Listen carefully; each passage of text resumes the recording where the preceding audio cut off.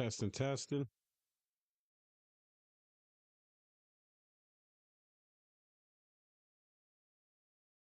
I think we live. Are we live?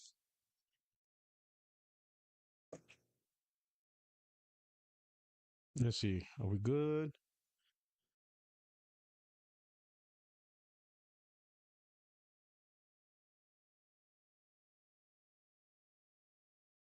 A twist. D batch is late. Yo, that's the plot twist at all. That's exactly. Oh man, Brian he's called it. He said plot twist. D batch is late.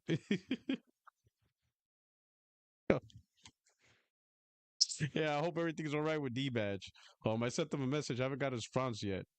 Um, he did say, he could come through and he'll be able to make it. That he'll be here for about an hour. So we'll see. We'll see if he makes it. I hope he does. Especially with the news that we got over the last 2 days. Um, But anyway, welcome my friends, my family, my fellow gamers. Your only friend is YouTube streets, Puertorock77, and we are out here with the Friday Night Live with hopefully special guest D Batch. Hopefully he shows up. I don't know. Maybe Grand Theft Auto 6 delayed till May got him. I think that hurt his soul. You know what I'm saying? So we'll see about that. But I started the show to get it going because I don't want to keep you guys waiting too long. And this might end up just being me. Who knows? We'll see. We'll see how it goes. But believe me, we got we got topics to talk about. That's not even a lie. That's not even a lie. Yeah, let me do this, right? Right now. It's just me, so it's just me right now. So why not? I'm taking up the whole screen. All right. But hopefully D Batch comes through. Still waiting for him to reply in the message. Because it'll be really interesting to talk to him to see his outlook on what's going on. You know. Let me see. Uh, let me see. Let me see.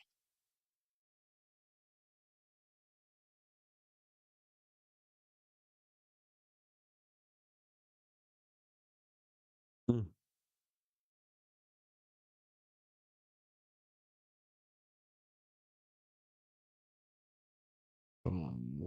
Right. Sent him another message. All right, we'll just go in, right? The probably buying some Game Pass codes for the stream. Oh man, oh man, yeah, yeah, Unity codes, Assassin's Creed Unity codes. Let's not forget about that one. Yo, D Batch was wild. He was in his wild days. Stuff. Yo, absolutely madness, right? But listen, um. We got some good things to talk about. No, well, not good things, but the topics are hot. So the topics could be great anyway. But I'm gonna give him a little bit more time, right? Just a little bit more time. Hopefully he answers back. But if not, the show's gotta go on, and I'm gonna hit these topics, right? And I apologize for that. Hey, maybe so. I hope nothing happened. I hope nothing, no emergency happened. Whatever it is, it is what it is, right? It's just a conversation. Catch up maybe another time. But thank you so much for coming through. Thank you for the chat. Thank you for the support. But while you're here, if you could hit the like button and share this out, I would truly appreciate it. Um, really hope D-Batch comes through. But anyway, it's some wild topics. So we're gonna cover, Xbox price increase. That's a thing. That's yes. Consoles price increasing. That's a thing. Microsoft touching on $80 first party games. Their own properties. $80. They said it right front. Of course, pretty much Call of Duty. We all know that Call of Duty is $80, right? Because if there's any game they have that they can charge $80 and it will still be successful, it's gonna be Call of Duty. We know that, right? So that's the game. So when they say, considering some games later this year, it's Call of Duty. Absolutely, right? Grand Theft Auto 6. delayed, even though it didn't have an official release date. Everybody's considering delay because a lot of people assumed that it would be out this year, but now it's looking like May 2026. So that's a thing, right? Next year.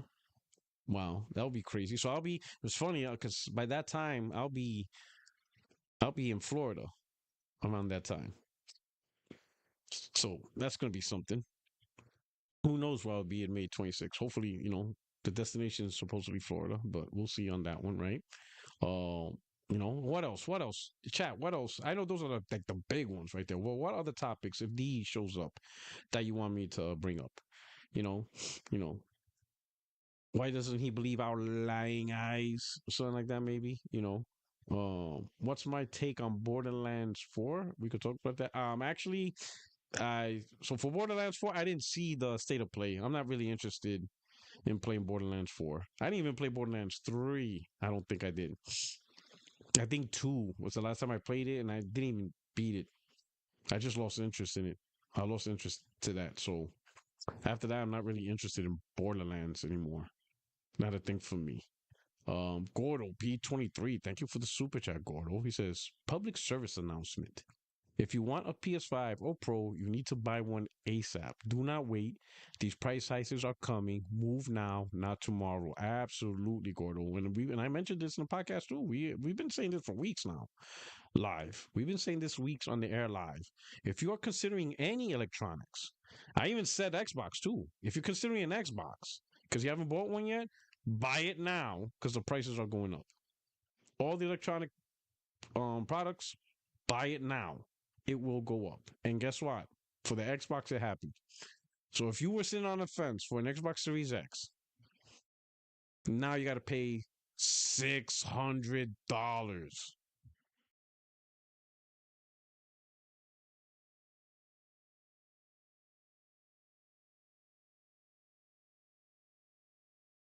What? What? $600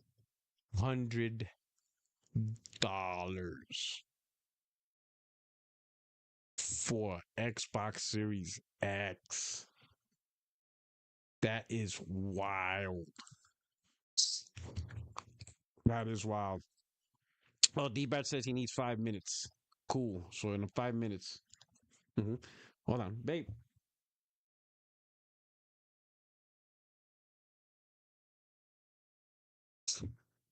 No, I had a sorry about that. Just checking with my wife. She came back from work. Recently, I had to replace a mass airflow sensor on her Nissan Sentra. Right. It's been a pain in the ass, but now I finally got it right. So I'm proud of myself. Yay! Say still got the skills, for car repair. Uh, but anyway, so he said 5 minutes. So oh shit, we're gonna get D badge up here. This is gonna be wild. He's a wild boy. He's a wild boy. you know, he's a styling stallion. You know what I'm saying?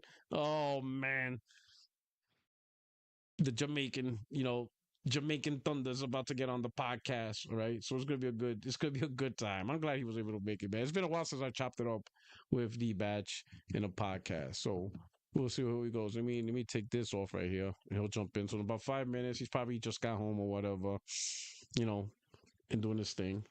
But yeah. Oh, the Xbox Series Glitter Edition.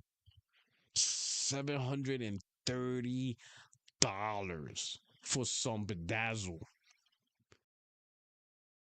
730 for bedazzle and 1 extra terabyte. That is wild.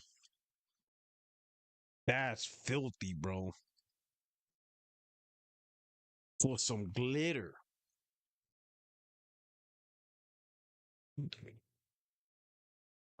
For some glitter.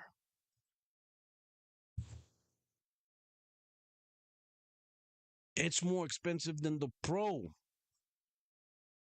And all you get is an extra terabyte. No, you don't even get an extra terabyte compared to the Pro because the Pro is 2 terabytes. So you get nothing but glitter and weaker hardware.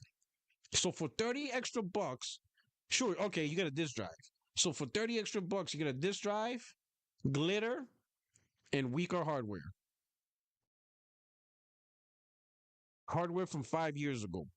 You get 5-year-old hardware and glitter. You get bedazzled. That is the most expensive bedazzle work ever. No, that's why I said on Twitter, PS5 Pro is the best deal in gaming. Oh man, oh here comes Aaron. My man said y'all wasn't gonna buy an Xbox anyway. Well, the people that were gonna buy an Xbox ain't buying it either. Oh man, that thing was already selling in low quantities already, Aaron. That thing is gonna be nilch. Yo, they're gonna sell like 10 consoles in the month of May.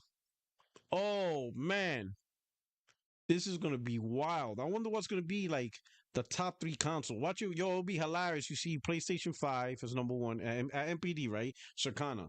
You see like PlayStation 1 as the number one sold console. Then the Switch goes up. It's the number two, and then the number three selling consoles like the PS4. That's how bad Xbox consoles sold. That the low quantities of PlayStation 4 did better. Tell me that shit won't be wild. Tell me that won't be wild if you see PS4 back up on MPD. That shit will be wild. Oh, one of the handhelds like Steam Deck or something as number three. That's how bad Xbox sells. That doesn't even chart top three. Doesn't even chart number three. If this doesn't prove consoles are dead, then dead. Then whoa, whoa, whoa, whoa, whoa, whoa, whoa, Aaron. Don't say if this doesn't prove consoles are dead. PlayStation, Nintendo is fine. PlayStation, Nintendo's fine. They're fine. They're gonna go through a little rough patch, but they're good. People like PlayStation consoles. People like Nintendo hardware. That they haven't really had an issue. Nintendo had their issue with the Wii U, right? PlayStation had their issue with the PS3, but they caught back up. So PlayStation, Nintendo generally are pretty much. PlayStation's definitely been fine throughout their whole entire portfolio. I mean, their whole life since they started in gaming, going back to the PS1, PlayStation home consoles, the handheld's been a different story for them. But as far as home consoles, generally, PlayStation consoles have always been the hot demand product. PlayStation has always been PlayStation 1, PlayStation 2, PlayStation 3 started out bad, but you saw they came back, right? Even outsold the Xbox 360, ironically. PlayStation 4 hot demand, PlayStation 5 hot demand. So PlayStation 5 consoles has generally been hot demand. PS5 Pro isn't worth it. Did that change? Oh yeah, it's worth it now. It is now. Have you not been seeing all them dudes like Brian McCaffrey is not buying it? Destin's not buying it. A lot of people be like, "Whoa, wait a minute. Let me hop on this PS5 Pro." All right. So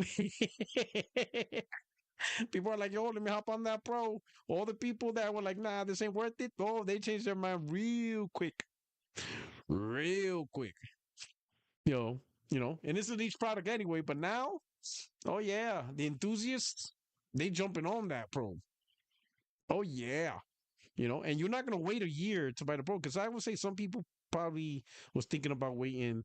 Um, um, some people were thinking of waiting until GTA 6 to see if they get the Pro. But now that GTA 6 is delayed for a year, then by the time that year's up, I would imagine PlayStation products are going to go up here in the U.S. Their prices are going to go up.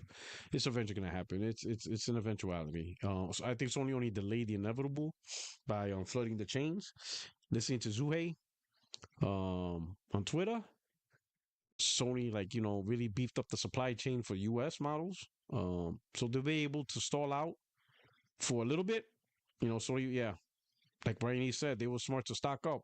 So, but eventually that stock is going to go. It's going to go down. It's gonna deplete, and you're gonna have to restock. And unless Sony find a way to find a new region to manufacture PS5s by then, which doesn't look like it's happening anytime soon, The prices will go up eventually. So again, you gotta go after it now. Go after it now. Aaron, base PS5 barely worth it. But PS5 is the only console that's worth it this gen. That's not even cap. It is the definitive console to own this gen. You know, that console delivered.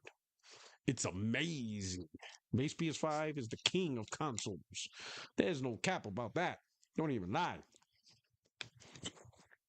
PlayStation first party, Xbox games, there's third party support in gaming. It just it's out of all the consoles, it has it all. It got everything locked down. PlayStation games, third party exclusives, third party time deals, Xbox games, it got it all. It's got it all. That's the console that provides the most. It's crazy. Crazy. You know? Let's see what we got here. All right, he's in the room. Okay, all right. All right. There we are. Oh, D-batch. Here we go. Ah, shit. Let me see. He has rules. Okay, there you go. Mic check. Yo, D. Oh, he hopped out. Let me put him back in. Can you hear me? Yeah, we can hear you. Hell yeah. Okay.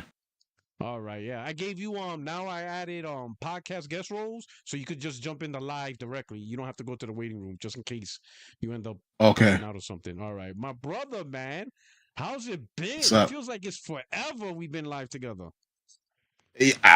Years. Yeah, we're talking like multiplayer podcast days and stuff. Yeah, man. How many years ago is that? God, I can't remember. Like, I think once we started, once everybody went into like console centric podcasts, like you with RDX, me just doing bullshit, just fucking around and stuff like that. I think it's maybe like good for at least 4 or 5 years. Crazy. Yo, time Crazy. by and shit, man. Crazy. Those are some wild. And how the industry has changed. How the hell are we on the same side right now? What's going on? It's like there is no sides really anymore, right? Because like everything is so like the lines are so blurred now. It's like, it's like so melded together. Yeah, I agree. Do I have a avatar, or is it just like a blank screen? I see your avatar. It's red, and you have your avatar. Yeah, man, but it's so what's new? What's going on? What are we talking about? Well, shit. Let's start with you want to start with the Big Bang, or you want to go slow? How you want to go? Wow, let's start with Big Bang, man. Let's start with Big Bang. Yo, Xbox is $600, bro. What are we doing? That's crazy. In Canada, how much is the S6 with the price? Did it price hike in Canada? Did it go up in Canada? Yeah, it did. Let me just check right now. Yeah, it's crazy, man. Price is insane, man. Like I don't understand. You're priced more than the PlayStation 5, the regular. The digital's kicking your ass. Your Series S is just like $30 cheaper than the digital PlayStation 5. So it makes no sense to get that console, and that was like the budget console. Yeah. All right, hold on. This ain't you loud as fuck. All right. I might be too close to it. Understood. No, I'll take care of it. I got this. All right, how does it sound now, chat? He said, hold on. I got you guys. I'll take care of it. Boom. You know what? It hasn't. They haven't raised the price here yet. Oh, not yet. Okay, so now not on some other sites have, but I'm looking at Best Buy, and right now the 1 terabyte is $649. So let me reverse that into USD. $649 CAD to USD. See how much that is. That's let's say like $460. How much is the Series X? No, before the price hike, what was it? Before the price hike, the Series X, I think they still kept it at $499. $499 before the price hike? Yeah, they kept it at $500. And what is it now in the States? It's $600. It's $599, right? Yeah, $599. Yeah. So right now, this is cheaper. This is, if I convert 640 Canadian dollars, 649 Canadian dollars to US dollars, that's $470 American. So it's cheaper in Canada. So it's cheap. It's cheaper right now, but you best believe they're gonna raise it because they said they're gonna raise the price. So these retailers, they might have old stock. I'm not sure, but it's not raised here yet. I see the 1 terabyte digital is $599. So that in American is, hold on, that's like $434. Yeah. So it's cheaper here right now, but I don't see that lasting. And even with the prices here in Canada, the PlayStation 5 is still cheaper. Yes. Michael, Like the PlayStation 5, I look it up right now. Best Buy Canada. It is consoles $579 for the Slim, and $649 for the disc based. And then they have some promotions. They have some like bundles that you can get a little bit cheaper. Yeah. So over here, this is the they broke down what was the original price and what's the new price and what was the original price. So Xbox Series S, the 512 gigabyte edition, so the original one, it is now $379, originally $299. Crazy. Yeah, the Xbox Series S 1 terabyte is now $429, originally $349. The Crazy. Xbox Series X all digital is now $549, originally $449. Hold on, stop right there. $549. Yeah, $549 USD to CAD. Let's see what that is. That's $758 here. So it's going to go up to that. So it could potentially go up to that. Yeah. Lord. Yeah. What the fuck? The Series X, crazy. With the disc, $599, originally $499. And then the Series X 2 terabyte Galaxy Edition is now $729, originally $599. Now that's wild. $599 US to Canadian is $830. And the digital is what's $730? Holy shit! I think we're gonna approach $1,000. Let's see. Holy smokes! $1,009. Imagine a 2 terabyte, and that's like straight conversion. So we get screwed a little bit, right? So it's gonna be a little bit higher too. Wow, $1,000 for an Xbox. That is nuts. Do you know how much the PlayStation 5 Pro is here? I'll tell you. Yeah, how much is a Pro? Pro $959 for a PlayStation 5 Pro here. Even still, Canada's crazy. Yeah, it's the conversion because our dollars is taking a hit, right? So yeah. Damn, the Korea, man, I'm telling you, man, this whole world went upside. This whole world went upside down, bro. All because of a vote. Unbelievable, bro. Unbelievable. I'll be really honest with you. The PlayStation 5 Pro, if it didn't have exclusives, I wouldn't be paying that price for it. But because it has exclusives and they can play those exclusives the best, I choose to get it because it's like a midway point to PC, right? Like I don't mind it at all. Like the graphics are good, the performance is good. If you spend like $1,000, you're getting like a bummy PC that's not beating a PlayStation 5 Pro, right? You're gonna have to spend more money. So it still makes sense, and it's like Sony's still the better value. Like how is their new gen system or their mid gen refresh cheaper than your old rundown system that was released 4 years ago? That's insane. I don't understand how you raise the prices because you're getting kicked in the head daily by PlayStation. Last year you sold 2.7 million consoles for the entire year. You got your revenue quarters for 2025 for the last quarter. You're down 6% year over year, so you're already down from even last year, which was 2.7. That's terrible. And you raise the prices on your consoles. Like, I honestly tell you, it's like Xbox is taking out Xbox. To me, this seems like a company that doesn't want to sell hardware, and they're just like, I don't know, like they're giving themselves an out. And then today I saw some video from, I don't know, it's an official Xbox channel, and they're like touting, oh, you don't need a console, you can play on your Fire TV. Like, what are we doing here? You seen how like Xbox content creators kind of like changed, right? From the expectations, right?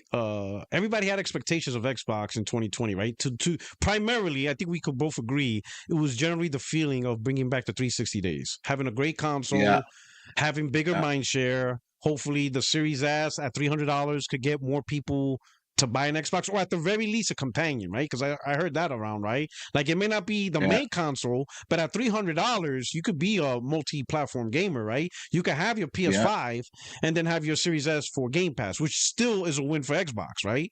If all you do yeah. is buy a Series S and Game Pass, that's a win. That's mind share. That's more people owning Xboxes, seeing more console sales, which maybe could lead to more game sales or whatever. But that didn't happen. That didn't happen at all. Like No. on almost every metric of what was expected of Xbox, which was, with the Series X, better version of games, better performance on most games. With the Series S, increased mind share, bigger Game Pass, whatever. All that shit didn't happen. It really, to be So honest, the only thing that came down to this gen is value. Because I'm seeing that a lot now.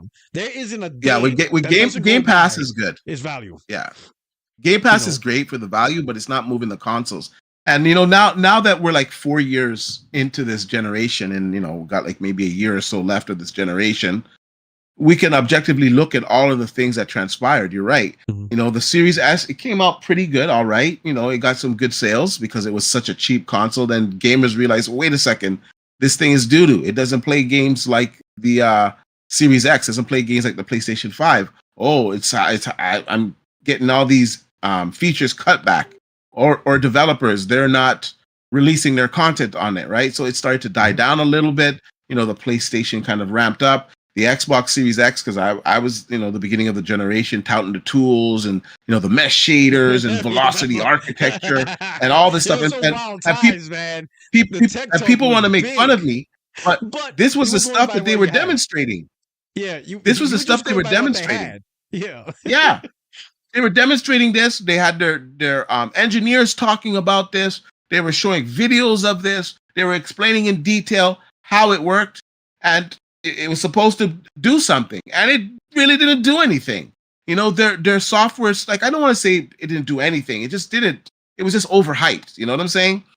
And Sony surprised me, and I'll say they surprised me. They surprised me with their software stack. I never in 1,000 years would think that Sony would have better software for their console than Xbox, their parent company, Microsoft, being a software company. But that's what happened. They created better tools for the developers over there. The developers had a lot easier time developing their games there on their OS, period. And then also the developers didn't have to deal with the Series S problem, right?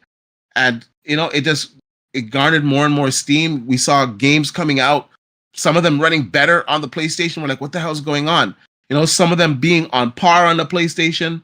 Some of them maybe being a little bit worse on the PlayStation and the Xbox, but it was like 2% worse, when it should have been a much wider gulf because of the hardware difference. And Sony, they were just able to get more out of the PlayStation than Xbox. And the holy grail thing for the Xbox that I was touting the most at the beginning of the gen was this mesh shaders. Mesh shaders is going to be the difference. The PlayStation can't do the mesh shaders.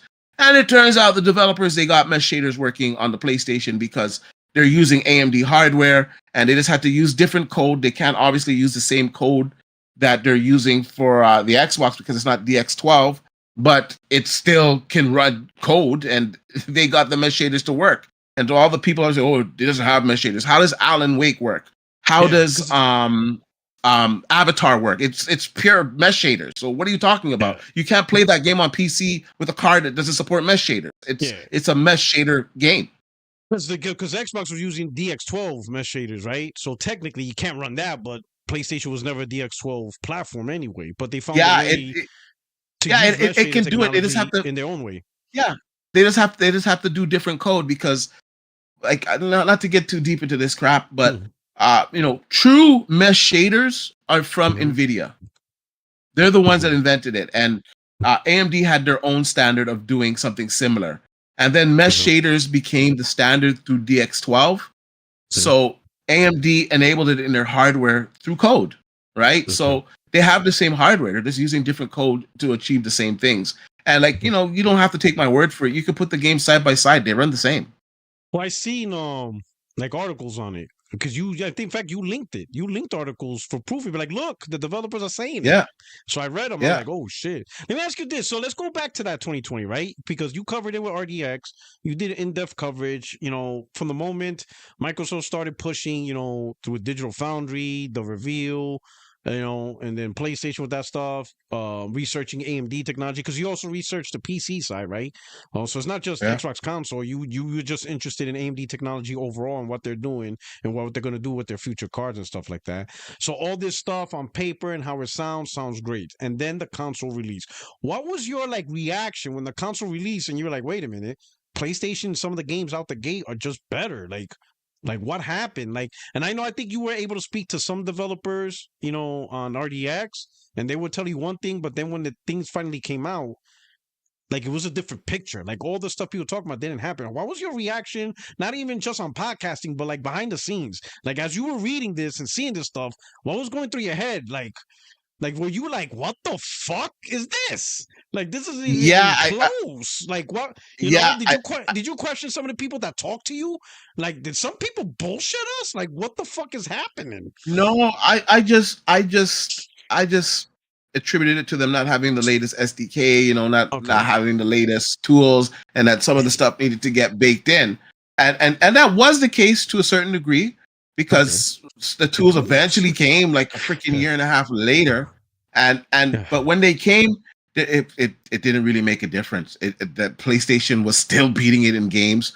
PlayStation was getting more FPS in certain games because, for whatever reason, sometimes they would just lower the resolution just a tad bit that you wouldn't notice just to get that better FPS. Or sometimes the PlayStation, for a weird reason, would have a higher resolution than the Xbox, or the PlayStation was running on par, or the Xbox was just doing really crappy in that game and PlayStation was killing it.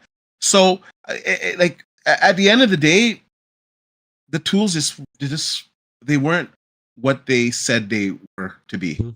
It just didn't turn out that way to give them the advantage. It's just their own way of doing things. And on Sony's side, they had some fantastic developers. Like look at the games that were coming out early on the PlayStation. Nothing on Xbox was matching the graphic fidelity of those games. Yeah. Let me ask you this: is it possible that, let's say, the tools did lag behind? Also, we know the tools did lag behind, but because they did lag behind, that also gave time for PlayStation to improve their tools. So by the time that by the time Microsoft got their stuff together, developers just also, like at the same time, they were also getting better with PlayStation. Like, you know what I'm saying? It's like Microsoft didn't capture the moment to be ahead of PlayStation in terms of tool developments and the stuff they need for developers to take advantage. That by the time the developers finally got what Microsoft provided them, PlayStation also did too, because they're like, oh shit, Microsoft's behind. Hey, this is the time to make sure that we improve ours. Is that a possibility too, that Sony just also improved their stuff? So now it's like, they did. You just ruined the window, Microsoft. Like, they did. And like, if we look at their stuff, if we look at the previous generations, like the Xbox 360 was a hell of a machine. It was, in many ways better than the PlayStation. The Xbox, not the Xbox One. What was there was the Xbox One X. The Xbox One X. It was pretty advanced. It was, it had better technology than the PlayStation. Doesn't mean that it sold more, but it was more advanced, and you saw that play out on the games, right? Yeah. And with the Xbox Series X, that's just not the case. And then to make matters worse, that your system wasn't all that it could be. You should have given gamers a mid-generation refresh. You should have. That would have helped. And then if you didn't give up and just put your games on the PlayStation, that could have also helped sell that console.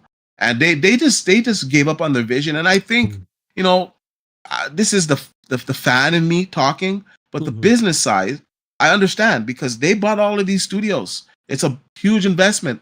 A lot of these studios are like publishers, they make like multi-plat games, and they have to recoup that money, right? So I understand it, and I think in hindsight they weren't as transparent with what they were going to do at these companies, what they're doing now, because most of us thought, they're going to make these games exclusive. The majority, we didn't think Call of Duty would be exclusive, but we thought that other games would be exclusive, or have like an exclusive window, and that's not the case at all. And as a company, they're going to make a lot of money. They're going to make a lot more money. They're going to be probably the biggest one of the biggest publishers in the world, one of the biggest game studios in the world. They're going to be on the Switch too. They're on the Switch too.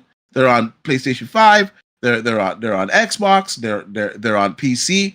But what all these fanboys don't understand, it's going to be at the cost of the Xbox console, because nobody's going to want to buy that console. Nobody's saying the studios are going to die, or the games are going to die, or Game Pass is going to die. Xbox console is going to die. More successful. The studios are going to be more successful because their games are going to sell a lot more. But just no one's going to want an Xbox. Yeah, and I told you this. Where are you going to play? And these guys like, oh, you're so behind. Okay, you Goonies. When there's no Xbox, where the hell are you going to play your games? These guys just are so short-sighted. They're going to play on PlayStation or PC. They're going to play in the cloud. They're going to play on a Fire Stick, man, to get access to their backwards titles.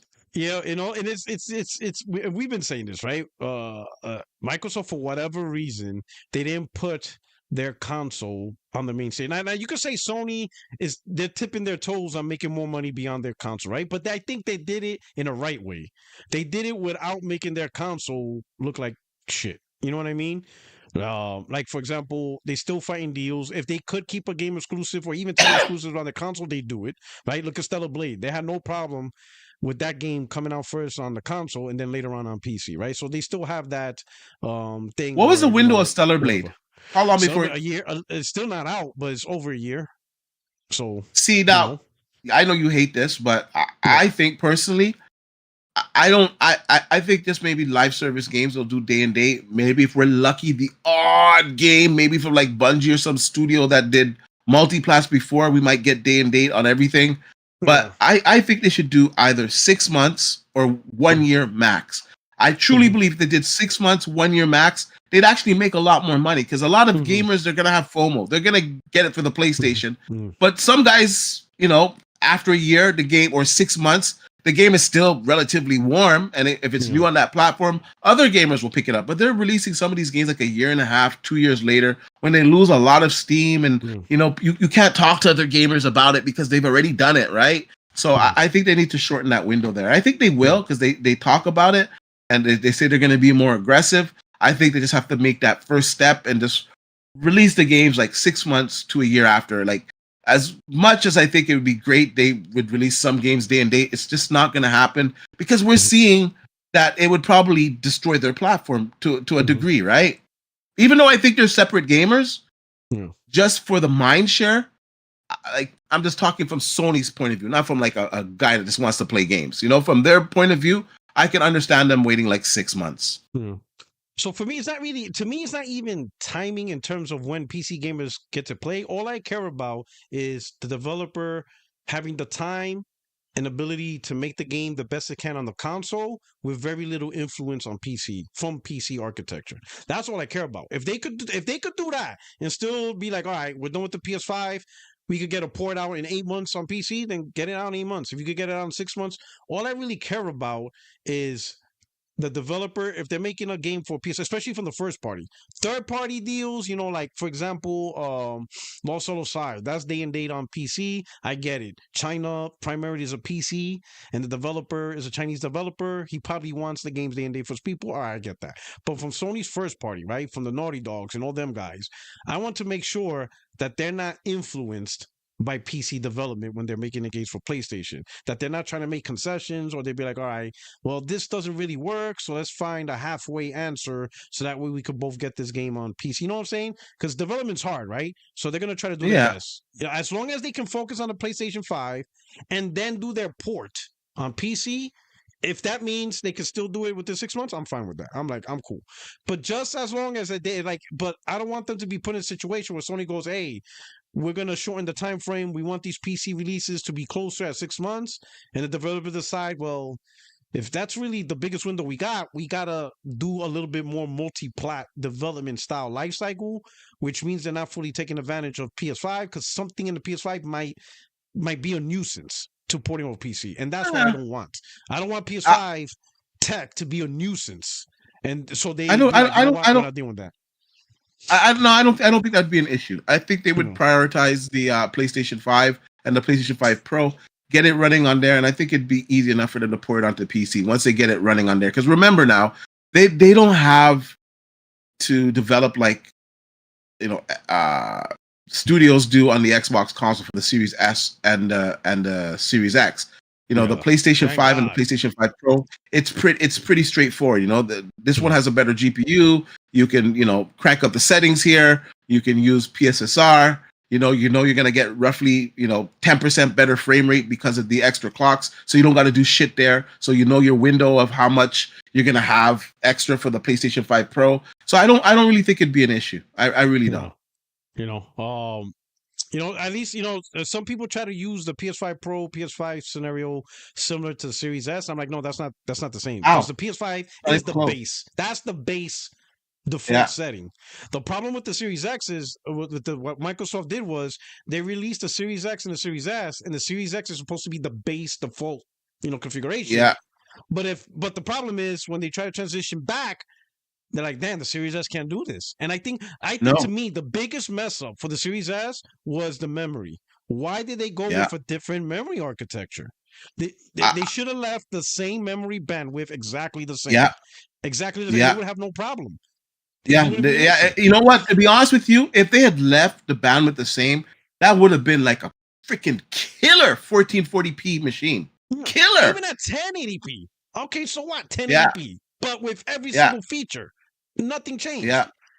That's what they messed up. When I saw that different bandwidth configuration, I'm like, wait a minute. You technically created a different console, in my opinion. Yeah. I see it as a different console. I don't see it as part of the series family. You just completely because memory. They learned though. Memory is like the biggest thing. Like developers always want more memory, not less. Yeah. Like if you tell, I think would you agree when you talk to developers? Or if you want more, wouldn't they say every generation they always wish to have more memory? Yeah. That's always been the thing. Like in the here and now, 16 is enough. Of course, the more the better, but 16 is enough that you're not going to run into any issues. 16 is going to be enough for a while, and especially on console with the optimizations that you can do. But they really goofed up on the memory there, and they're suffering for it. And that brings me back to the whole point. How the hell are you raising the price on the Series S? That was your budget console. It's now $80 more. It's like $20 or $30 less than the digital PlayStation 5. What are we doing? No, they should have. It's not even near the power and performance of the PlayStation 5 digital. If they had to, they should have just raised the price on the X because that wasn't the biggest seller for them anyway. They should have just left the S alone, and then it really would have been the budget entry console. Because eventually someone's going to raise their prices. All they did was they held off because I think listen to Thouhght on Twitter. Sony's apparently flooded the supply chain in the US. Like they sent extra. Yeah, they sent a lot. Console. Yeah, they and also too. Go ahead. No, I was gonna say also too. I think they kind of saw this before because I don't know if it was like early April or the month before that, where they put in increase in price like in Europe and some other regions. So I think that was to offset what's going on here, so they wouldn't have to raise the prices here. Yeah, Thouhght also. That's their biggest market, right? Yeah. And even if they do raise it, I don't want to be one of those guys. Oh, they're not going to raise the prices. Microsoft's an idiot. Well, number one, you can't blame it on the tariffs because the price is way too high for how they raise it. Because these consoles, they're made in Mexico, they're made in Brazil. They got some deals in place already, right? And even if it was the case, it would only be more expensive in the States. But it's going up all across the world. So right there, you can't just blame it on tariffs, right? Also, too, if it was just tariffs, Sony would have just raised their price right away, too. Also, like I said, I don't want to be that guy that's going to say Sony's not going to raise their price. I don't know that. It's quite possible that they could raise their price. But I can guarantee you if they do raise their price, they're going to make sure that it's cheaper than every single Xbox console. Yeah, this is wild, man. Like, who would have thought? Normally, we would be getting a price reduction with $300. We would be talking about $250 consoles by now. Yeah. but $600 for an Xbox and whatever. So let me ask you this: how does this impact? The old you would have been disappointed. The old you that used to wait for the discounts. You would have great hairs. Remember, I want some of this. That was my stick. I'm like, woo, a $250 PS4 Slim. Let's go. But let me ask you, those are the days. You know what I'm saying? Those are the good multiplayer podcast days, man. Yo, imagine if we still had that crew together today. What would we be saying with Z, K Mega, you, me? Oh my God, multiplayer podcast would be wild right now. We would be like, what the fuck is happening? Yeah, it would have to be something where we'd watch like some of the old footage and then just talk about it. Be like, what the hell happened? Like, what the fuck happened? What went wrong? Like, what went wrong? Like, oh shit! And a lot of people went from console to PC. I know there's a lot of console gamers, centric gamers. Yeah. Like, I still remember some of the diehards. Oh, I would never play on PC, and now they're playing on PC. Remember, everyone was so against the digital push. Like, most of us were all digital now. Yeah, we were. Yeah, that's not a lie. Like, we were all against it. We're like, this is bullshit. Yeah, we hated it. Now look at us. And now look at us.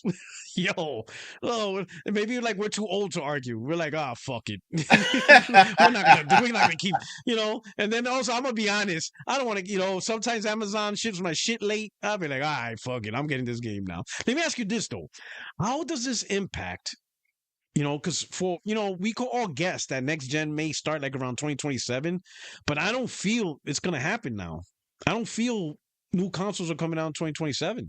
They are. You think so? Do you think they're still going to stay steady and release new consoles in 2027? Yeah, they're gonna have to, because they have to keep up with the technology, because as much as I love the Pro, I think it's a fantastic console. I think it's a good upgrade over the base. The CPU still crapping it, right? Like, we still have to deal with some games that aren't 100% at 60 FPS. They're hovering at like 45 and 50. And that's all due to the CPU, right? So they're more powerful games are coming. Grand Theft Auto 6, I'm sure, is going to freaking cripple some of these consoles. Let's just see how it performs on them. So, yeah, I see. So this is what I know, right? So this is what I've been told. And from the people I know and I trust, is that there's going to be an Xbox console in 2026. That's why they didn't go, because they're going to go next year, next holiday. That's what I've heard. Now, there's people that dispute it, and there's other people saying no, it's 2027. But I was told that it's 2026. And if we look at the evidence, Sarah Bond came out, I don't know, 2-3 years ago, talking about the next generation console, right? When she said, "Oh yeah, we have a new console in the works," and then it kind of got ghosted. We never heard anything about it, right? So that was like 2-3 years ago, something like that. They're not going to wait another 3 years to drop a damn console after saying something like that, right? They missed this mid-gen to go early, because that's the only thing that makes sense for them to go early. Because I know that the PlayStation is ramping up to be in 2027, so that's pretty much set in stone. They already have their chip ready. They have 2 chips actually, and one of the chips is a handheld, and one of them is a PlayStation 6. And the handheld I was going to do a video on this, but I was like, whatever, man. I just skipped it. The handheld's going to play PlayStation 6 games. It's going to have to be patched for it though. It's going to play PlayStation 5 games natively as well, and it's going to play PlayStation 4 games. And that's going to be essentially like their Series S, so to speak. And it's going to be a handheld that you can dock it into your TV, and you can play games on it as well. And then they're going to have the regular PlayStation 6 console. And they've been playing around with the 3D cache on it. And, from what I'm hearing, the 3D cache is just going to make it too expensive, and it's not really needed for the console. So they probably skipped that design. But it's going to be very powerful. It's going to be UDNA. It's going to be co-developed with them and AMD.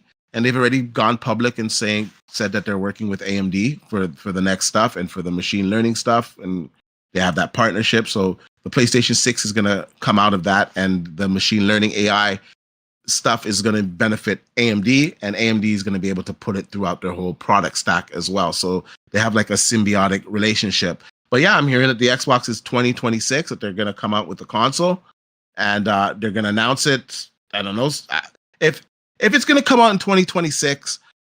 I would think that we would hear about it at least at the Game Awards show this holiday season. If we don't hear about it at the game show holiday season, then perhaps they just pushed it back to 2027. Now, if they pushed it back to 2027, that would tell me that they're trying to get the same hardware or some of the same stuff that's available to Sony, and they'll launch in 2027. Now, for me personally, I think it's suicide them trying to launch alongside the PlayStation 6 because they're going to get destroyed because their games are going to be on the PlayStation 6. The PlayStation 6 is going to have its exclusives. The PlayStation 6 is going to have all of the fan base from this generation, from the PlayStation 4. Probably the PlayStation 4 guys are going to jump to the PlayStation 6, the guys that are still there now. You know, you're going to have some PlayStation 5 guys that are going to jump to it. Why would you get an Xbox? If you release your console a year earlier than PlayStation and it's, you know, more powerful, some people, I'm not going to say the whole masses are going to go to it because they're not, but it would give you a shot. Okay. But let me ask you this, right? Because these console plans, they started up for years, but with the tariffs and just all these price raises, because right now you got 5-year-old hardware at $600. How much is new hardware going to cost then? Oh, it's going to be expensive. And I already said this. The bare minimum that the next gen consoles are going to be is $800. You can clip this. You can clip this shit. The bare minimum is going to be $800. Yeah, so it's like holy shit. So they could be more. They could be 900. It could be 1,000. I'm saying the bare minimum is going to be $800. So do you think they're going to still just launch $800 consoles and think they're going to be successful? Because usually when you launch new consoles, you're trying to like start the new generation. I mean, you still have cross-gen, but you want to create the new market. But like, you're going to create a new market that's niche. Is the juice worth the squeeze to launch? It's not going to be niche. It's not going to be niche at that time. Because really? look at the market now. You know, yeah. You want a 5090. You know how expensive that is. You want a 5080. You want a 5070 Ti. It's expensive. So it's going to be cheaper to what's relative out there, right? So if you want to play games, you're going to have to play games. You know, all the guys that drink beer. You know, if the beer goes up $2. They're going to hate it. They're going to kick and scream, but you know what? They want that damn beer. They're going to go get that beer still. Yo, I mean, that's going to be interesting. It's going to be interesting if Microsoft... Well, I would say this, out of all the people, though, how successful would an Xbox be at $800 when, to be honest, it had trouble selling at $500? They will probably have the most trouble. Wouldn't you say? Listen, from what I'm hearing, it's going to be very powerful. It's going to have good machine learning AI. It's going to have good specs. But if you don't got games that gamers want to play and can only play on your platform, it's not gonna drive people there, right? Yeah. We've done this. We've done this already. Like this generation, the Xbox Series X was supposed to be more powerful than the PlayStation 5. It didn't drive the sales for them. It didn't drive the gamers there. The gamers went to where the games are, and the games are on the PlayStation platform, and they got the Xbox games, So why are you gonna downgrade to an Xbox, so to speak, and just play those games when you can get a PlayStation, play those games and the Xbox game? Make it make sense. Yeah, it's a challenge because an $800 Xbox and all your games is on PlayStation, PC, or obviously PC, whatever, but it's on PlayStation and maybe even some of them on Nintendo Switch too. Ooh, you know, especially but you know what it is. What it is that they're gonna have to sell these machines. Like being realistic, because like we're not seeing this stuff now, right? When these machines come out and it's performing like let's see what I think it would perform like maybe like a 5070 Ti, right? Yeah. Maybe it's performing like a 5070 Ti. Maybe it's performing like a 5080, right? Yeah. And you're getting this. Because remember, this is like 2 years, right? And you're getting this at the price of $900. Gamers might be enticed by that, right? And remember, you're thinking in the here and now and what those prices of those GPUs are now. But in 2 years from now, we're gonna have 6090s, we're gonna have 6080s, and they're gonna be substantially more powerful than the 5070 Ti's and the 5080s now, right? So gamers might say, hey, that's a pretty good value because I can play these games at 4K. I can play them with frame gen. I can play them with path tracing. I can play them, with these features turned on. I can run them at 4K 60.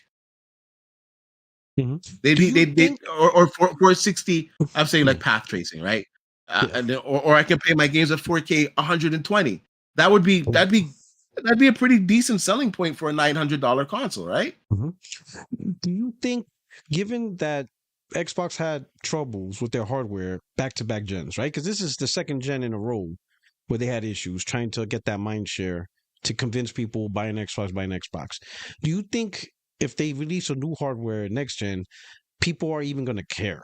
Like Microsoft, be like, hey, look, we got this, we got frame jam, and people going to be like, Microsoft, we heard all this bullshit before. We're just done with you. Do you think that maybe? Do you think there's a potential that not the niche, right? The hardcore. I'm talking like the general consumer.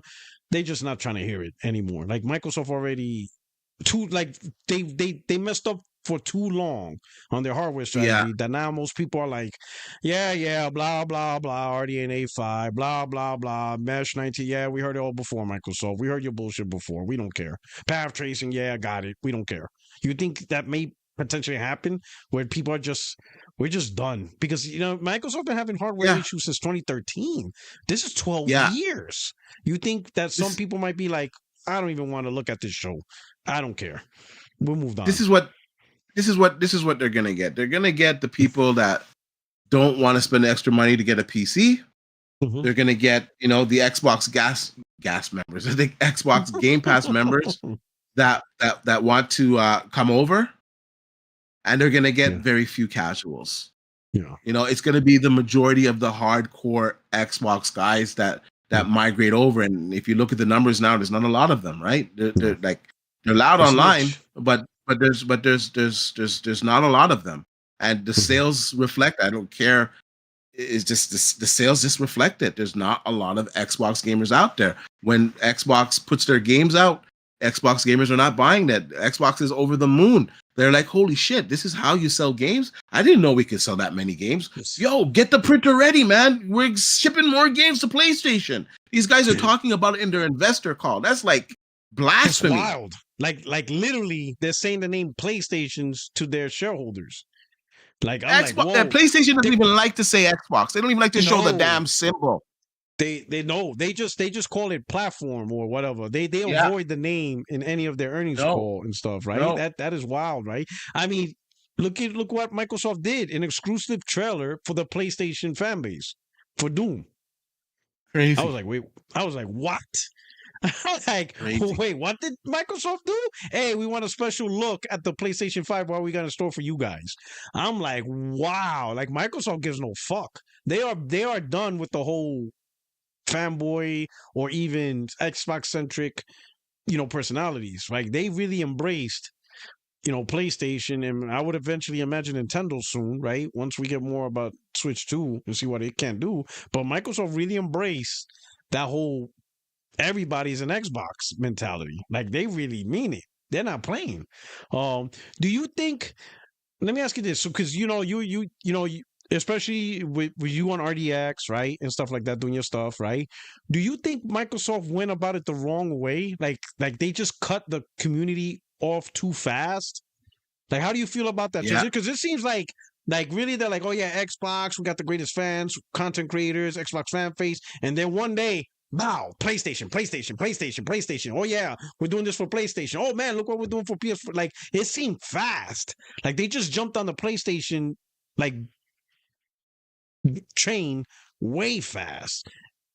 And because like with so many years of Xbox content creators and community, just like even right down to like the ABK court trials, like the community was so 100% behind Xbox, and then it yeah, just seems like Microsoft just woke up and be like, oh, by the way, PlayStation.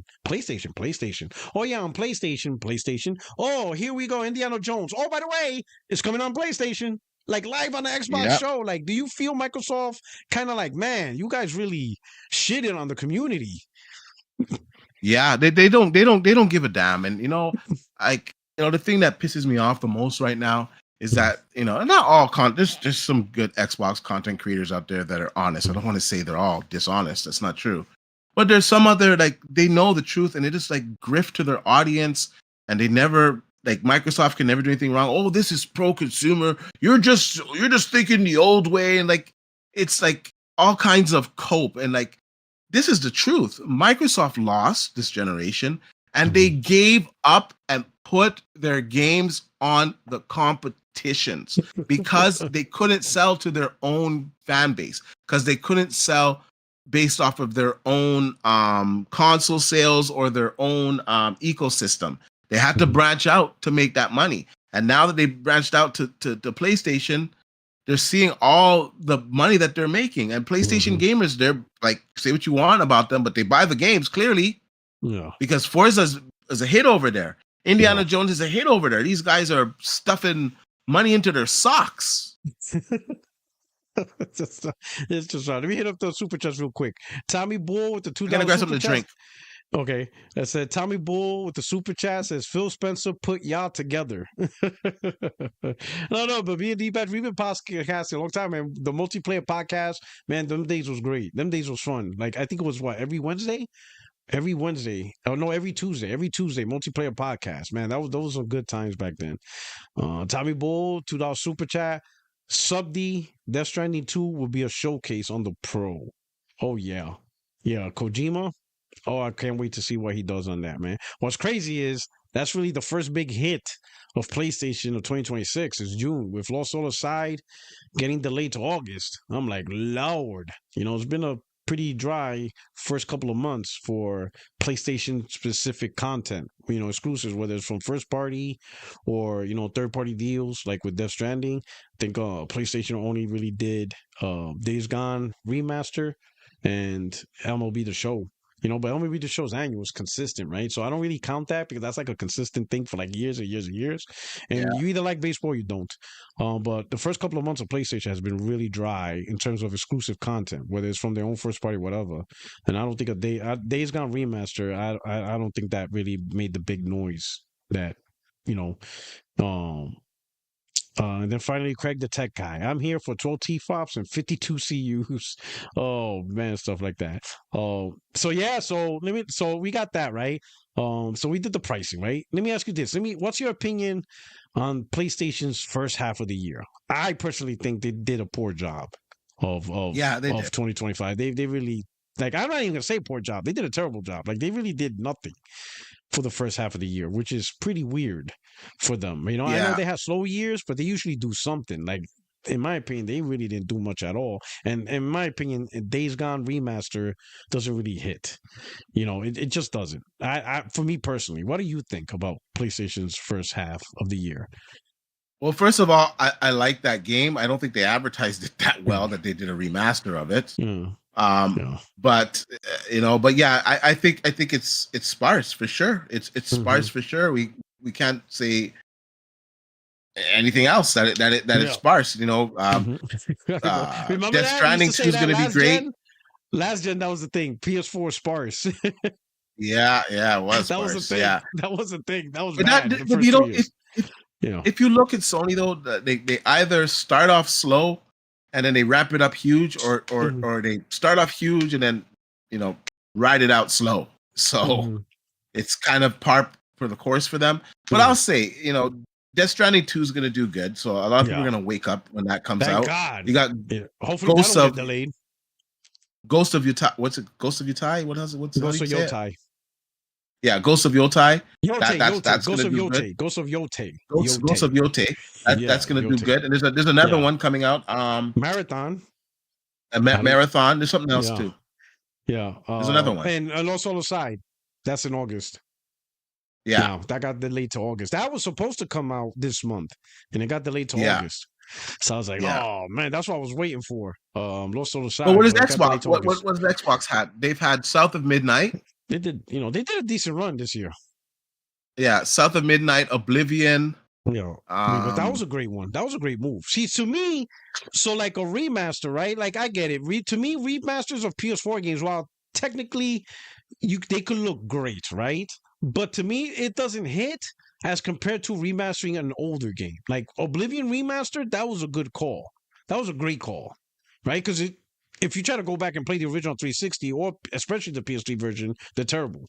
Now, it didn't feel as terrible back then, but given that consoles got better, especially now where we're used to playing 60 frames more often on consoles, you try to play Oblivion on the PS3, well, you can't. I mean, that's the only way to play Oblivion PS3 version. But 360 backwards compat, it's pretty terrible. You're like, man, Yeah. like this is dated. Like the technology is dated. So like you know, if you're used to the newest technologies, like man, this is really dated. So that remaster was needed. You know, so to me, like if PlayStation did a little bit more focus on PS3 remasters, I think that would be more welcomed versus PS4 remasters. Like if they would have remastered the Killzone 2, the Resistance franchise, like all the The games that Resistance, gave that would have been huge. yeah, like all the What games about the that other one? SOCOM. what Why can't they do SOCOM, SOCOM? all the games that gave PlayStation their mind share back, right? Because PS3 had troubles. It was bad. It was $699, Blu-ray, all that bullshit. No I remember I Rumble. bought it. Yeah, Bought it day one. Yeah, and they were in a hurt. I lined up, was freezing. Terrible. Multi-platform were terrible compared to 360. Like 360 Xbox gained a lot of mind share, and deserving, right? They were taking all the multi-plats. A lot of games that were exclusive became multi-plats, like Devil May Cry, Final Fantasy. So Xbox was hitting on all cylinders like the first 3 years, and PlayStation was really screwing it up. PlayStation got back the mind share with games. The crazy thing is, I bought that PlayStation as a Blu-ray player because it was like the best Blu-ray player. A lot of people. The other ones were way more expensive, so I said, "Oh, okay, this makes sense." And because I was still rocking the Xbox back then, right? So that was solely as a Blu-ray player. Yeah, and then it was a good eventually down the line, the game came. It was good. In fact, it was actually at the time when it launched, it was the best Blu-ray player because that model was able to get updates. Like the first generation Blu-ray players wasn't connected. So there was like no software or firmware updates to the systems. Like PlayStation was like the first one where you could get firmware updates to improve Blu-ray. So technically it was not only a great deal, it was the best Blu-ray player to get compared to the later models, right? Or the early models. So a lot of people did that. Some people just bought a PS3 for the passive entertainment. It was pretty much their movie player. And that's pretty much it, right? But Sony got back their mindshare with games, right? Like amazing, right? You would think you could start getting great games, people will buy a console. And PS3 proved that, right? The sales got better, they dropped the price. But I say some of those games, right, were locked on PS3 hardware. And PS3 hardware wasn't the greatest, right? Remasters of those games, I think would have been much more better for the mindshare. Remastering Heavenly Sword, Resistance, Warhawk, you know what I'm saying? Killzone, especially Killzone 2, which was the more popular out of all of them. I think Metal Gear Solid 4. I mean, granted, I know that's a Konami game, but I don't know how Sony didn't say, listen, we'll give you a blank check. We got to have a remake of this game. This is the game that was like one of the first games that really put PlayStation 3 on the map. Metal Gear Solid 4, I remember. Because that was like the big AAA of the time for PS3. Like, I don't know how Sony didn't just open up a checkbook, be like, hey, remake, Metal Gear Solid 4, we need this on PS5. Like, no cap. Get this done. And I'm like, man, like those are instant wins for the platform. I'll say this though, even though it's been like slow for them this year, the Xbox releasing their games on that platform helped them as well, right? Because now your gamers have more selection. If there was any time that Microsoft could have finally found the weak spot and be like, yes, we can actually at least change the narrative or at least set up a new narrative for the next gen, for our next console, it was right now. If all these games would have been exclusive to just Xbox and Game Pass supported platforms, this would have been a great time to talk about Xbox has the games, PlayStation doesn't, which could at least have the conversation in the mind share. Granted, it's not going to completely change the outcome of this gen, but you're setting up the next gen where people are thinking, oh, okay, Microsoft now is getting the exclusives, they're getting the games, things are going. It kind of like what PlayStation did. PS3 didn't change like completely the outcome, but by bringing back the mindset to the PS3, it set up the PS4 for good success. Because now the PS3 ended off with games. And everybody would be like, yes. Everybody, they went back to PlayStation has games again, which set up the PS4. Yeah. But out of all... They almost got wrecked with that console. That people don't realize that console, everyone hated it because of the price. It was freaking expensive, man. I have maybe about 7 of them still that Oh, that I man. used to fix. So I Yeah. have like Those 7 yellow of them. I light of said, you know what, death. I'm just gonna keep these for like collectors. So I have like Yeah. 7 dead ones. Yeah. So yeah, and remember back then, media developers, they were more raw and honest compared to now. Now, you cancel culture. A developer can't really say their true feelings about something, right? They have to tiptoe the lines, right? They can't like be Yeah. outright say, "Oh, this platform sucks." They can't do that now, right? Because then cancel culture, the Don't gamers get me get butthurt. Dudes will get fired. don't get But me started on back, cancel culture, man. yeah, This generation, I'm sorry, they're so soft, like man. you can't say They're nothing bad, so right? soft. Yeah, They're so soft. Some of the stuff that you exactly. and I have said to each other on past podcasts back in the day, Oh, these we would guys get would killed like now. go in a corner and cry today. We would get killed today. We couldn't do like some of the videos and content we did on my channel. I privated because I'm like, man, if this gets out, I swear to God, I reviewed like I remember some of the episodes. I'm thinking, wait a minute, let me check this episode again, and I listened. I'm like, oh hell, now private.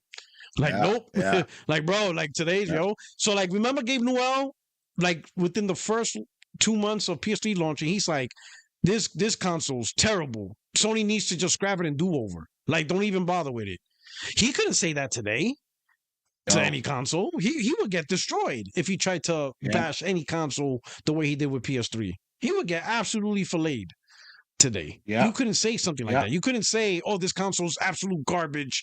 Like just do over. Like don't even bother releasing it. Oh no. You couldn't say that today. You would get No, he murdered. couldn't. No, he Mm. would. Yeah. Like, Things it's changed. It's become such an expensive damn hobby. I'm not saying gaming was ever cheap, but it was never this expensive either. Mm-hmm. At this level, hardware, they even raised the price of accessories. So that's a thing. Like, man, like the Why you PlayStation raise the Portal, I price of bought it. games? Thank God I bought the Portal already. Because that thing could end up being $300 one day. Yeah. Crazy. Why are you raising the prices of the games? That digital. That's a good question. A lot of people are asking, all right, we get hardware, but digital is not impacted by tariffs. There is no tariff on the No, digital content. So why are no. those getting like such a huge price increase to $80 potentially now? Because that's what Microsoft said. And you know which game they're talking about, Call of Duty. They're already telling us Call of Duty is $80 because they said later in the year they're looking at first party games getting $80 price increase. Obviously, it's Call of Duty. They might as well should have just said that now. Because if there's any game that they're going to raise to $80 as a standard pricing and I think still be successful, it's Call of Duty. What do you think? Yeah. It's Call of Duty. Call Yeah, of Duty's it's $80 definitely this gonna year. go up. It's It's Call of definitely Duty. gonna go up for sure. Yeah. It's gonna go up for sure. And they're gonna come out looking like the real assholes because I think that they were hoping that maybe GTA would come out and have a higher price so they wouldn't look so bad, but Mhm. they're gonna look bad. Oh, yeah, because delayed. GTA 6 delayed, Yeah. right? Everybody was thinking that if GTA 6 comes out this year, some people were saying maybe up to even $100 as the standard price. And I was like, man, $100 for a standard price game? Like, wow. Could the industry survive $100 standard price games, you think? Yeah. Yeah. I mean, Hey man, they want to drive people to PC, go ahead, man. now let me ask you this. With all these, I mean, you play on PC, but has your habit changed in purchasing? Like I buy what I want to buy, but now I'm a little bit more scrutinous as compared to when games were $50, $60. With $70 games, No, I'm a little bit no, more scrutinous, if you know what I mean. not really because I got Game Pass, so I'm enjoying it on my PC. So I get all of those games on my PC and But what my about the games not on PlayStation. Game Pass? Like the games Yeah, not so the on games Game that are not Pass. on Game Pass, if Yeah. they're available on PC, I'm gonna get them on PC, or I'll get them on PlayStation. So like PlayStations, I'm getting the exclusives. Whatever exclusives that I'm interested in, I'm grabbing those on the PlayStation. Mhm. Sports games, I'm grabbing. I used to grab them on the Xbox. Now I'm grabbing them on the PlayStation because the PlayStation 5 Pro is a better place to play. And sports Mhm. games are trash on PC. And some aren't even on So there, like Madden, right? Madden's yeah, not even on yeah, like there. College football's Madden not is there. Madden is there, but NHL's Oh, not Madden? there. Okay. Yeah, Madden is there. Oh, UFC Madden's is there. not there. NHL's Ooh. not there. I believe the new college, College is not EA there. college one Yeah, is not yeah, going to that be was there it. as well. MLB's not there So either. there's certain games that just don't go there, right? So you still need a console, and those games I'm definitely buying on my PlayStation, not my Xbox, because it plays better on my PlayStation. Yeah, with the Pro, who would have thought, right? The PS4 Pro. Yeah, Were you shocked? Let me do this super chat, and we'll go back to the next question. Gordo P23. If Sony announced an Infamous remake, I would have to change my pants. That's another one, like Infamous 1 and 2. love that game. Like, what Love the that game. fuck? Especially that game had destructible environments that, all right, the PS2 can only do so much. Infamous But 2 for its was time, it was well amazing. beyond its years. Yeah.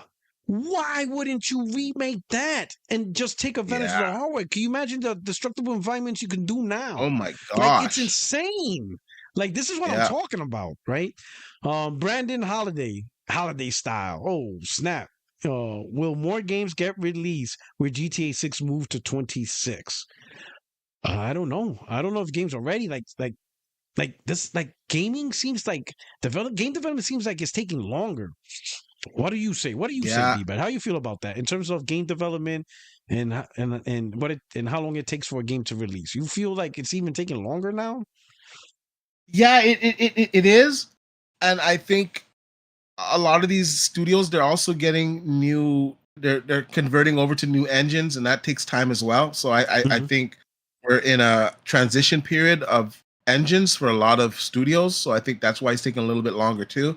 But then we have like Unreal Engine 5, right? And Unreal Engine 5 really speeds up the development time. So I think next gen, I think it's going to be less of an issue because these engines are going to be more mature, and it's a faster process now.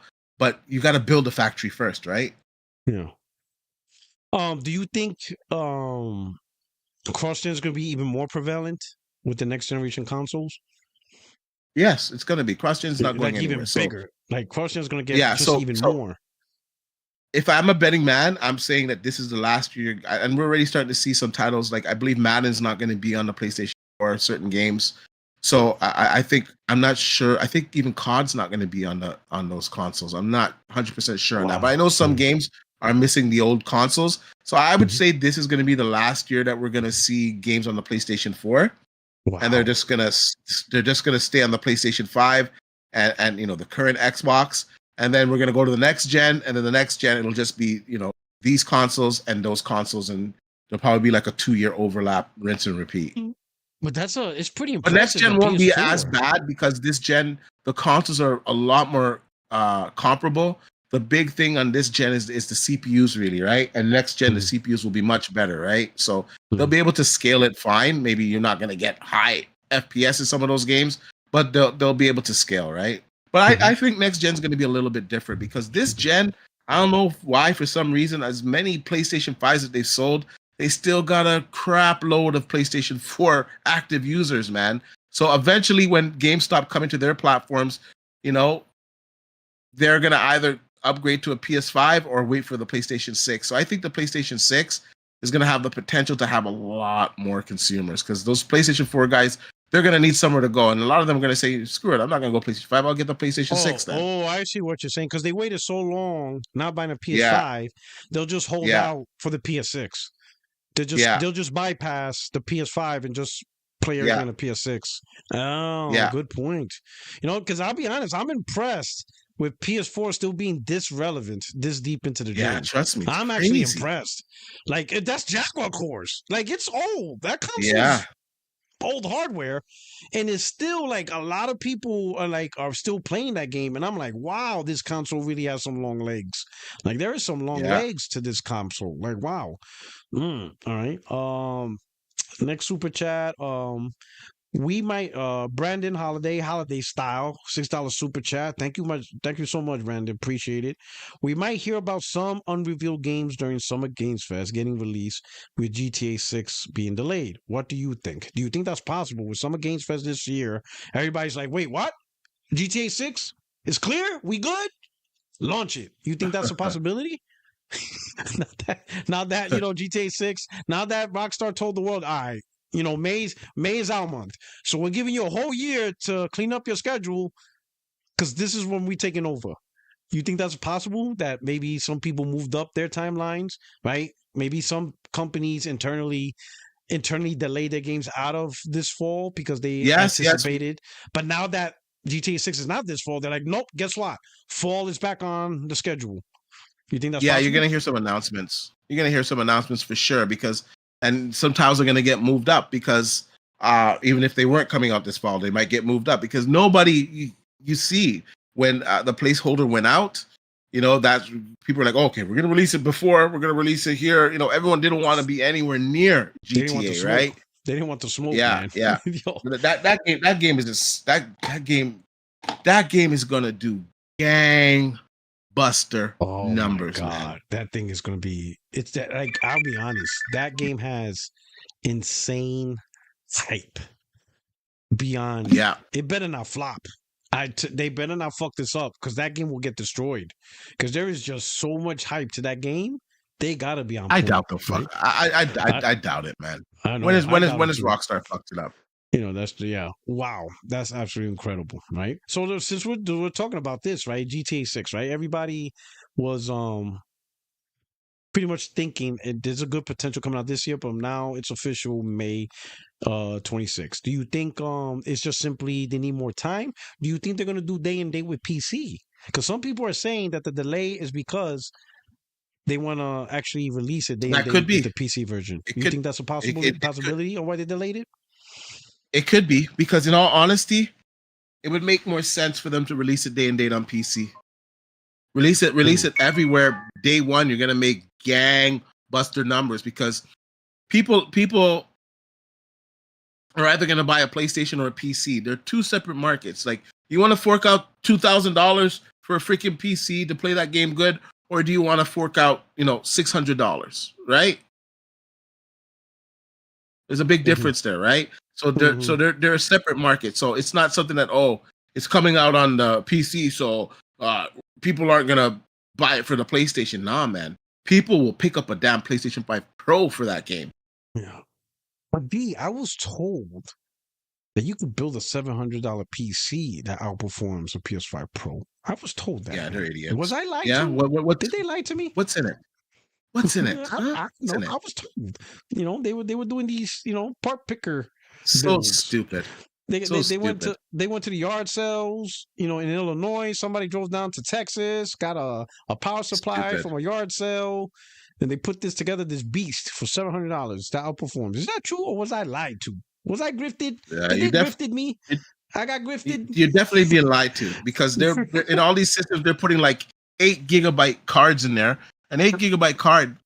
Turn those settings up, man. Let's see how it does. Let's see if the game even damn boots. Like, what are we doing here? The only thing that that the majority of PCs have over the consoles is their CPU, right? So whereas they can run it at 1080p over 60 FPS, and like maybe in the same instance on the PlayStation, you're getting, like, just an example, that specific game, like 45 FPS, right?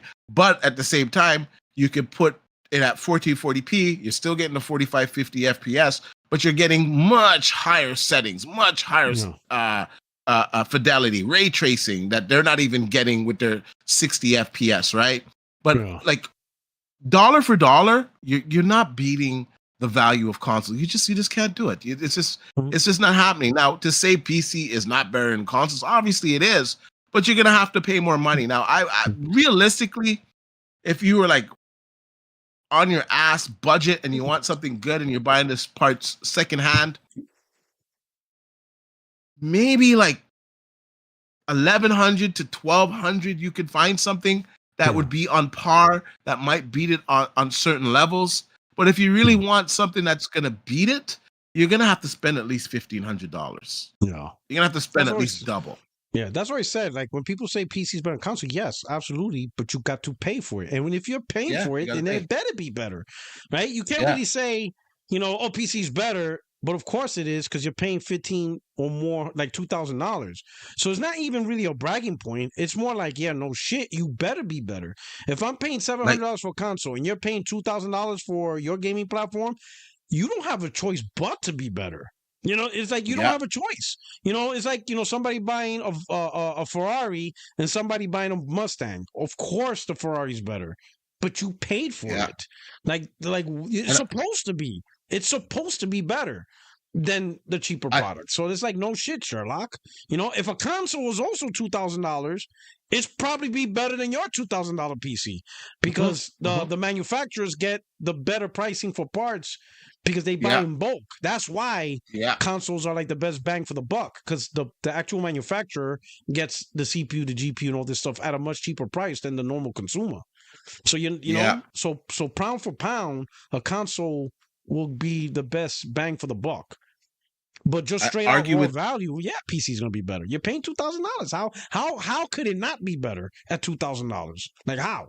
I argue with these idiots. I argue with these idiots all the time. They're like, "Oh, I got a 3060, and my 3060 it's outperforming the PlayStation 5 Pro." It's like, first of all, your 3060 is an 8 gigabyte card. It's not. It's like the 3060 is like barely on par with a PlayStation 5.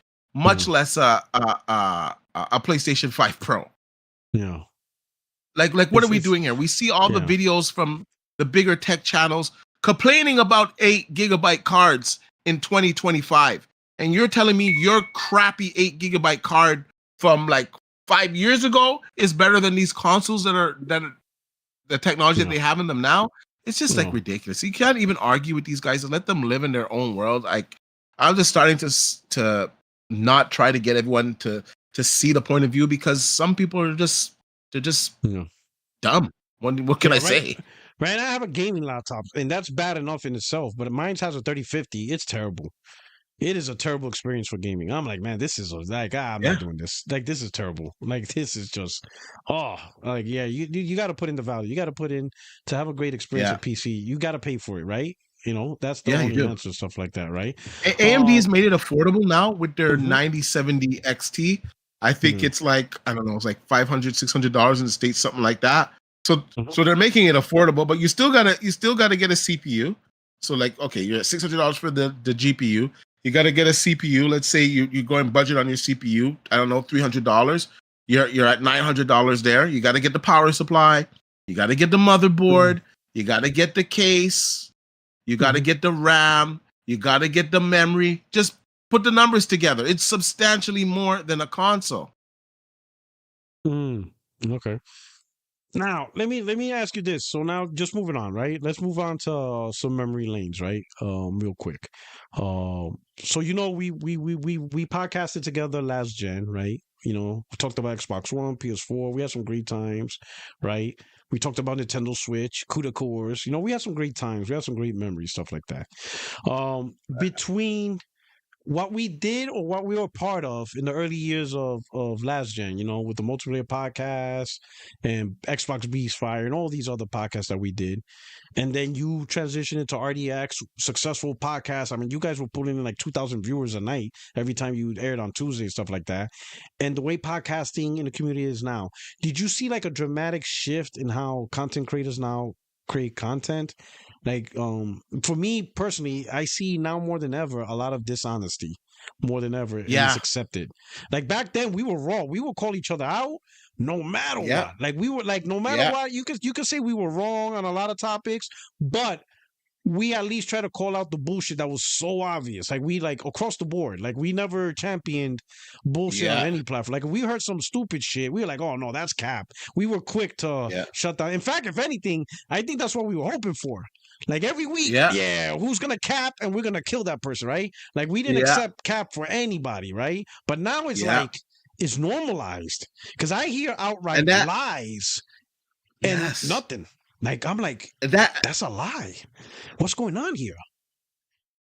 That carried over to RDX. Like, you know, Dealer and I, we would call things out. We would call things away there. Like, you know, Dealer would say, hey, I don't like that Microsoft is doing this, or I think this is crap, or like what's going on with these tools or whatever. We would call stuff out. And there was other guys on the show that were a little bit more not calling stuff out, but we still had balance, right? Where we would call stuff out. And I probably was a little bit more vocal on that show than a lot of people. I was probably the guy that it was in the blood, dog.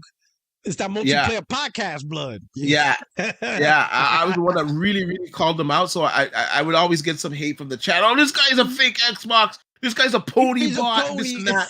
Pony And bot. it's so stupid. You can like a brand and you can criticize them. Like I know you love the Sony brand, but I've seen you call Sony out a lot of freaking times, and you don't see a lot of Xbox freaking channels do that. You'll see them call it out one day. Oh, this is anti-consumer. Then the next day, oh, they're the most consumer friendly company in the world, and they forget about everything that they said the day before. And like I get it that you don't want to alienate your fan base and the guys that pay your super chats and all this shit. But at the same time, you got to be honest. You got to have some type of integrity. And I think right now, the Xbox community, I think it lacks integrity from a lot of the content creators. And I sit back and look. I don't care. The fans, they hate me right now because I'm not towing the line or I'm not holding the line. But a lot of these guys, it's a lot of nonsense that it's like comedy to me. Like it's like a parody, and they're just very disingenuous to their fan base, and they just tell them the things that they want to hear. And I just don't think that's good for the brand, because if you truly care about the brand, you should call them out on the bullshit so they can change it and so they can keep your brand alive. You saying, oh, there's nothing wrong with these exclusives going over there. Oh, you're just in the past. Microsoft is more about consoles. They're not just consoles anymore. They're beyond that. You're just, it's cope. It's pure cope, because I know that they know deep down inside that this is not good for the damn console, because they can't be that freaking stupid, right? They just know that it's gonna take a while for the effects to kick in. So they're like, let me collect these checks as long as I can keep collecting these checks. But I'm telling you, like in 2 years, you're gonna see a lot of these people just fall off, because the popularity is going to go to the toilet. And I'm telling you, all the moves that Microsoft is making right now, like I said earlier, it's great for the games, it's great for the studios, it's great for the developers. It's helping Game Pass to the effect that they're growing 45% on PC. It's helping their revenue, because they're putting these games on the PlayStation, they're putting these games on the Switch. So they're gonna make more money. The stockholders are gonna be happy, but it's not good for the Xbox console. And once the Xbox console doesn't sell good next generation, do you think they're going to make another Xbox console? And if they make another Xbox console over that, like, how many people are going to own it? 5? That's not going to be good for the Xbox brand. It's not going to be good for the ecosystem. It's not going to be good for the fans. And when you don't have a console to play your games on, and you're forced to play them in the cloud, or you're forced to play them on PlayStation, or forced to go to PC, then you're going to understand why we were saying this was a bad idea. But unfortunately, it's not something that's going to happen now, because Microsoft is releasing a next console. So they're like, they're releasing a next console. Who's going to buy it? Why would you buy that console? It's a challenge, right? Now let me ask you this, just in general, because I know you're into, you believe in always advancing technology, advancing, for game development, stuff like that. I talked on this channel with other members, and I'm glad you're here because I want to see your view. I personally feel there's a math problem in gaming, right? The math ain't mathing, and what I mean by that is, for consoles, right? Consoles are still kind of defined by generations. So unless that completely changed, it's still the status quo. We have generations, right? So the math problem that I'm seeing is, you got 7-year gens, right? Assuming that new consoles come out in 2027. So they're still following the 7-year gen model, but games are taking 5 to 6 years to make. That means a lot of devs, they're only going to release maybe one game for that generation and then get started on the next game, which will be a cross-gen game. Do you see that that's a problem, where 7-year gens but 5-6 years of development for games? I personally see that's a problem, because how are you going to get the most bang up for the buck in terms of adopting new technologies, adopting new stuff for the gen, but you end up only releasing one game? If you're AAA, at least for the AAA guys. For the single A guys, indies, they're fine. But for the AAA development studios, you have a project that's 6 years, right? And now you're done, you release it, and then you're like, all right, let's start on a new project. Now you're told, hey, here are the new tools and new stuff, because we're about to release a new console in 2 years. And now you're like, fuck, I just got one game out this gen. So do you think that's a problem that has to be resolved somehow? No, I think they already got those tools now. Okay. I think they got those tools now. And I think they'll be fine for next gen. And I think the development, not for every studio, because not every studio is created equal, but for a Yeah. majority of them, it's going to be quicker. And like I was saying earlier, these new engines that they're working on, that they're developing, that they're getting now, they're quicker. It's quicker to get their stuff up and running, their assets and their programming. And like I said, Unreal Engine 5, you know, only thing I don't like about Unreal Engine 5 is that you can have compilation stutter in some games if they don't do it properly and compile the shaders at the beginning of the game, right? Then you get that kind of stutter throughout the game. It's more on PC than it is on console. But that's one thing that I don't like about Unreal Engine 5. But apart from that, the tools that are provided to the developers with Unreal Engine 5 drastically speed up the development time. So developers that use these type of engines, they're going to have a quicker development cycle. That was like the whole purpose of Unreal Engine 5, just to speed it up. It's a lot of things they don't have to do. That's just automated for them. Or that if they have to do, it's very minimal on their side what they got to do. Okay.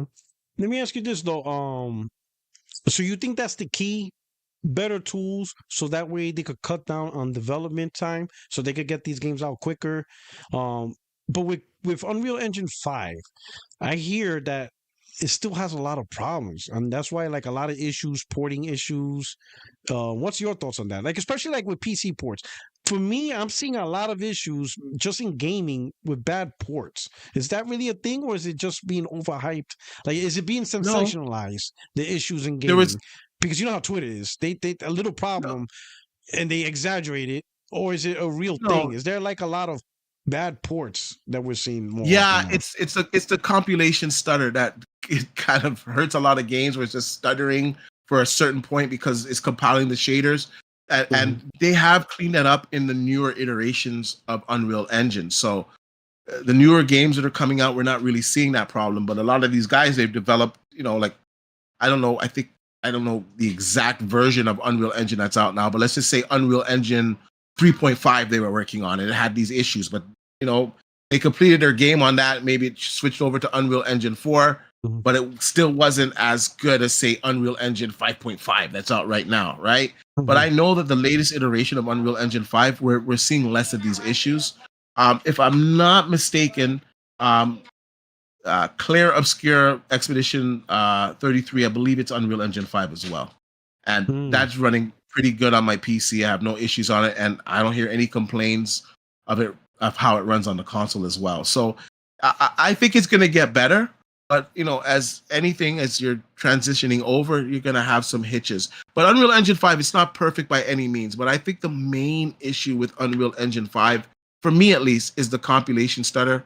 And I'm seeing this not happen as much in the latest iteration of Unreal Engine 5 games. Okay. Now, since you mentioned Clear Obscure, do you think, because there's always this one breakout like small game that does great, right? But then we go back to status quo. Do you think Expedition 33 can finally get the industry to be like, you know what, we can do more with less? Or do you think Yeah. the industry is still going to just do what they normally do? 100, $200 billion budget games, whatever. I Oh, said billion, I meant million. Or do you think finally people could be like, you know what, we can still make great, compelling games without overinflating the budget? Do you think Expedition 33 could finally be that game to show the world, like, guys, yes. look, you don't have to kill yourselves with these $300 million budgets. Look what we did Yes. with 30 people. Yes, I think it's a good example, as well as was it Sobel Studios that made oh my god, it's like my favorite game right now. Astrobot. Yeah, that made Astrobot. They're not a big studio either, right? They're pretty Yeah. they're pretty small, and look what they did, right? So I think the industry is taking note, and like Claire Expedition 33 is just like taking the gaming world by storm. I don't like turn-based games at all. I can't stand them. I think they're boring. At this game, I'm playing it like it's WWE 2K. Like I'm just loving it. I know yo, I'll be honest. When I mean, it was a couple of years ago, and you made a tweet about WWE 2K, and I found out you're a big wrestling fan. I'm like, wait, D-Bat's interesting like that? I was like, yo. I was like, holy shit. I didn't realize how big of a wrestling fan you were. Because you never Yeah, man. mentioned it on a multiplayer podcast. I was like it was No. never brought up during that time. Like you never brought up, oh, I bought the new WWE 2K. Like that was never. I don't remember you ever talking about it. But this gen, you were talking about. I'm like, oh shit, D-Badge is into wrestling. Let me find out. Yeah, man. I'm a huge wrestling fan. Honestly, tell you, one of these days, I'm just gonna get off my ass and do it, and just start a wrestling. You know how many times I said I'm gonna start it. I did like the whole monologue, did the whole intro for the channel. And I said, these guys, they're just gonna make fun of me for liking wrestling and da da da. Fuck that. And I just stopped. But I would love. If I did a wrestling channel, it would be amazing. If you think I like tech, holy shit. Wait till you see my wrestling takes. But why not though? Because you'll be sure like listen, console guys, we make fun of any bullshit. So that's one. We'll make fun of anything because that's just who we are. We're a bunch of assholes. Console gamers are assholes in general, right? But of course, you're gonna get support from the genuine guys. But you could probably join a lot of wrestling guys and shit like that. You know what I'm saying? Yeah. I was surprised. I was like, oh shit. These into this shit. I didn't know. I was like, yo, my man's down with wrestling. I was like, oh shit. Yeah. You know? Yeah. One of my great loves. I love wrestling, man. All right. So one final thing, right? The future in handheld wars, right? Right now, looking at the data, other than Switch, we're going to exclude Switch, right? Because I think Switch is an anomaly. And the reason why I say it's an anomaly, because one is Nintendo. Two, Nintendo doesn't offer any other platform to play their games. So you either buy the Switch or you just don't play Nintendo. So I think that's a huge factor. So outside like that, so we're going to exclude Nintendo. But like Steam Deck, Asus ROG, MSI, Claw, all that stuff, they weren't big sellers. I think Steam Deck was like the biggest out of all of them, but you're talking about 4 million sales in a 3-year period. So none of them are really breakout mainstream devices. Do you think handheld is gonna grow into a more mainstream device, or do you think it's just gonna stay a niche product? You'll get 5, 6, 7 million sales in a 5-6 year period. It's not going to be breakout. You're not going to get 30, 40, 50 million sales out of them, but what do you see as the future of these PC handhelds? You know, the Asus, the next generation Steam Decks, and all that stuff. If anything has a chance of doing good, it would be an Xbox handheld. I stand behind the consoles. It's going to do crap, but a handheld, I could see it doing good because of Game Pass, and if it's backwards compatible with all the old games and just the amount of catalogs they have, and if it's priced right, I could see a handheld doing okay. A PlayStation handheld, man, guys have been clamoring for a Vita successor, right? And it's so hard to say, like, because then you got this, a Steam Deck 2 is going to come out, and I think obviously with the Steam Deck 2, they're going to fix the problems that they have with the Steam Deck 1 by it not being that powerful compared to the other ones that are out there. So they would fix that. So Steam Deck 2 has a good chance of being very popular. The PlayStation handheld that's going to launch alongside the PlayStation 6 has a possibility of being popular, as well as the Xbox handheld. So I think there's a market for it, and I think that the market hasn't been carved out yet. I think Steam is the Steam handheld is the leader right now by default, but it's still such a new market. Product. Yeah. You know? The thing with me is we've seen these handhelds. The main problem is because of the games these handheld plays, they're the baby brother of the main hardware. Like Steam is the baby brother of PC, right?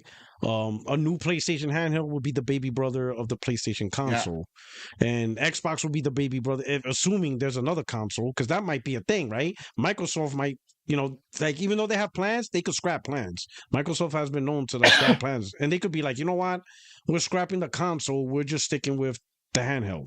That's going to be our hardware, and we'll let PC be the main. I mean, they could whatever, right? They could do that. Yeah, they could do that, right? They could scrap right? Just because they invested, like we've seen companies do that all the time, that they invest in millions and then they finally decide to, you know what, we're not going to release this to market. We're just going to cut our losses. So that's always a thing, right? But I always saw that the main thing that Nintendo didn't create for themselves is these handheld devices are the baby brother of the main device. And most people, they rather just play on the main device than the baby brother. Unless they want something portable and that's like their thing, they have to have a portable device. A lot of people don't, for the most part. And if they're going to play these AAA titles, they rather just play it on the big brother. Nintendo didn't create that scenario for themselves because they didn't create a console that could compete with the baby brother. They said, no, this is the platform. This is our console. So if you want to play our games, you got to buy the Switch or you just don't play. Period. You don't have a choice. You don't have a Nintendo console to say, nah, I don't want the Switch. I want the Nintendo console. Like, they didn't give them a choice. So I think that was a huge factor for Nintendo. You didn't have a choice but to buy the Switch. But, like, if you have a PlayStation, let's say Vita 2, that plays the same games as the PS5, you could just be like, I'd rather just play my PS5. Like, you know, that's a lot of people, you know. But I do think there is a portable audience. I just don't see it as huge. I don't see a 50, 60 million audience unless you do something that forces them, like Xbox. If Xbox says we're not creating a console, but we have this handheld, and if you want an Xbox hardware, the handheld is your only option, or go to PC and PlayStation, and then and you could connect it to your TV like the Switch. I could see that. I could see people then be like, all right, if this is my only option for Xbox hardware, then fine. I'll take what I can get. From what I'm hearing on the PlayStation is that the handheld is going to play PlayStation 6 games, right? So don't tell me that, D. No. So that's going to give them a reason to own it. That's terrible. That's terrible. I hope not. I mentioned that. I heard that before. I'm like, Sony's retarded. Because they just the leaker, Kepler's a leaker, and he's very reliable. He's the one that leaked all the chips for the PlayStation 5 Pro, all this stuff before.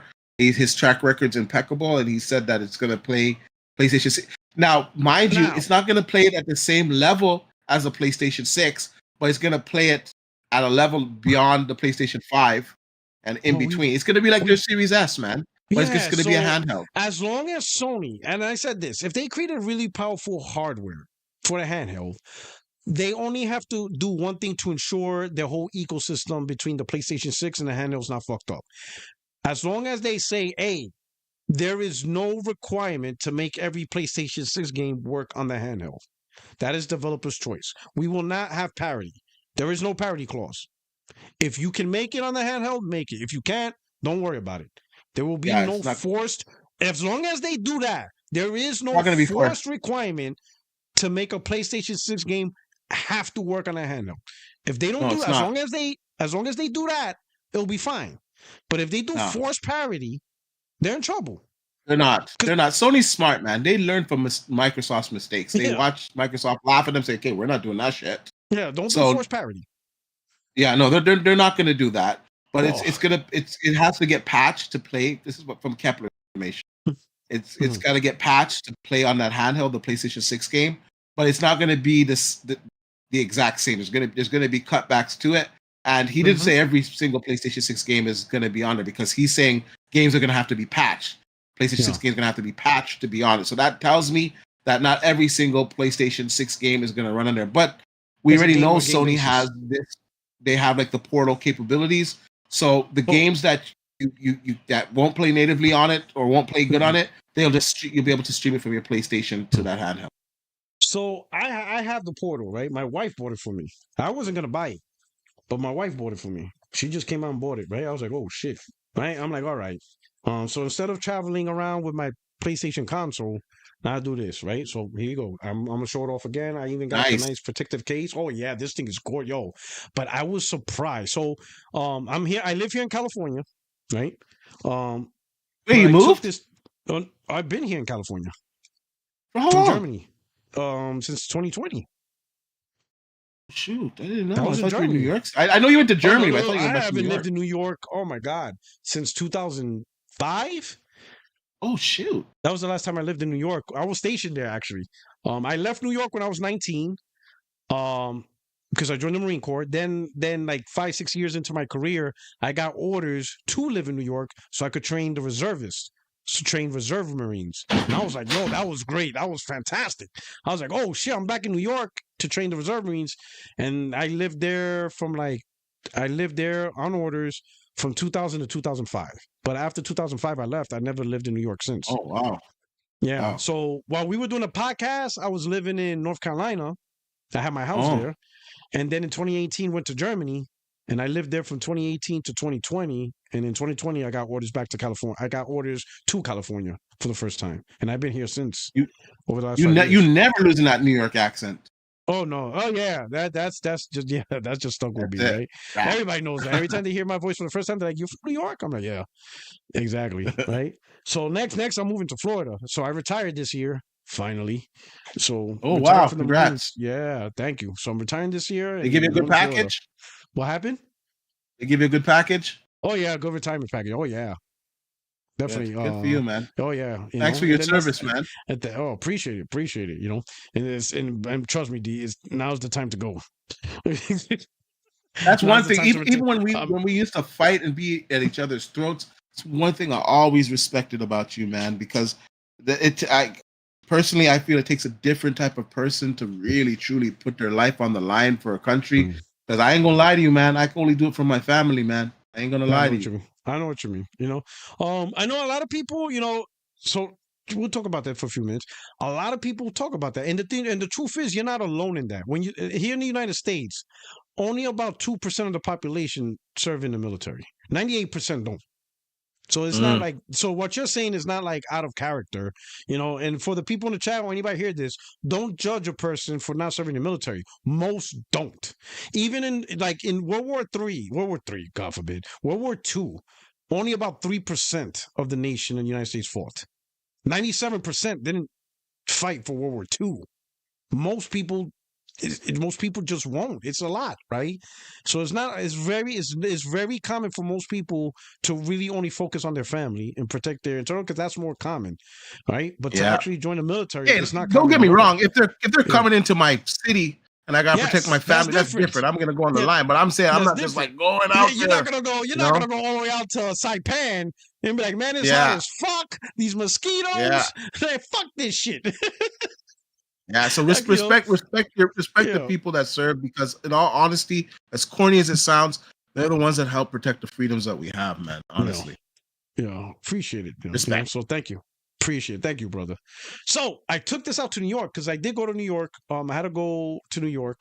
So I took this. I was staying at my sister-in-law's house on her Wi-Fi, and I was playing this in her house. And I was playing Armored Core Fires of Rubicon. So it's not Call of Duty fast, but it is a little bit faster than, let's say, like a God of War or, you know, Horizon. It's a little bit more fast-paced. Especially if you have a good difficulty settings to give yourself a challenge, you got to move. But I'll be honest, it was a great experience. It was smooth. I didn't feel latency. Yeah. I was impressed. I was like, man, this feels great. Like, truth. I'm not feeling lag. I'm like, it really changed my mind on the potentials of cloud gaming and remote streaming. It did. Because I personally thought that it's never going to be that good, but I was impressed. Being in New York, my console's in California, and I'm playing Armored Core Fires of Rubicon, and I was having a great experience. And it's crazy. Insane. So all you got to do, I can see why people could potentially say remote streaming or cloud gaming can replace consoles, because if they could get it to that point where it feels like you have native hardware, then man, that shit is wild. All you got to do basically is just make sure that you're plugged in. Don't leave it on the Wi-Fi when you're doing it. Plug it through the Ethernet, and then obviously you're gonna connect through Wi-Fi with your portal. But once you do that, you got good speeds in your network. Like you're gonna get really good performance. I did a review on it, and I was blown away by the performance. I was using that thing in my car off of my phone, LT 5G Plus, and I was like, "Holy smokes!" The performance is like this shit is magic. I'm like, how the fuck? Crazy. And then I also said to myself, "How the hell is Sony having better cloud than Microsoft?" It just blew my mind. Yo, you know what? Because I think now they started for the TV or service like 4K now. They added that feature for PlayStation.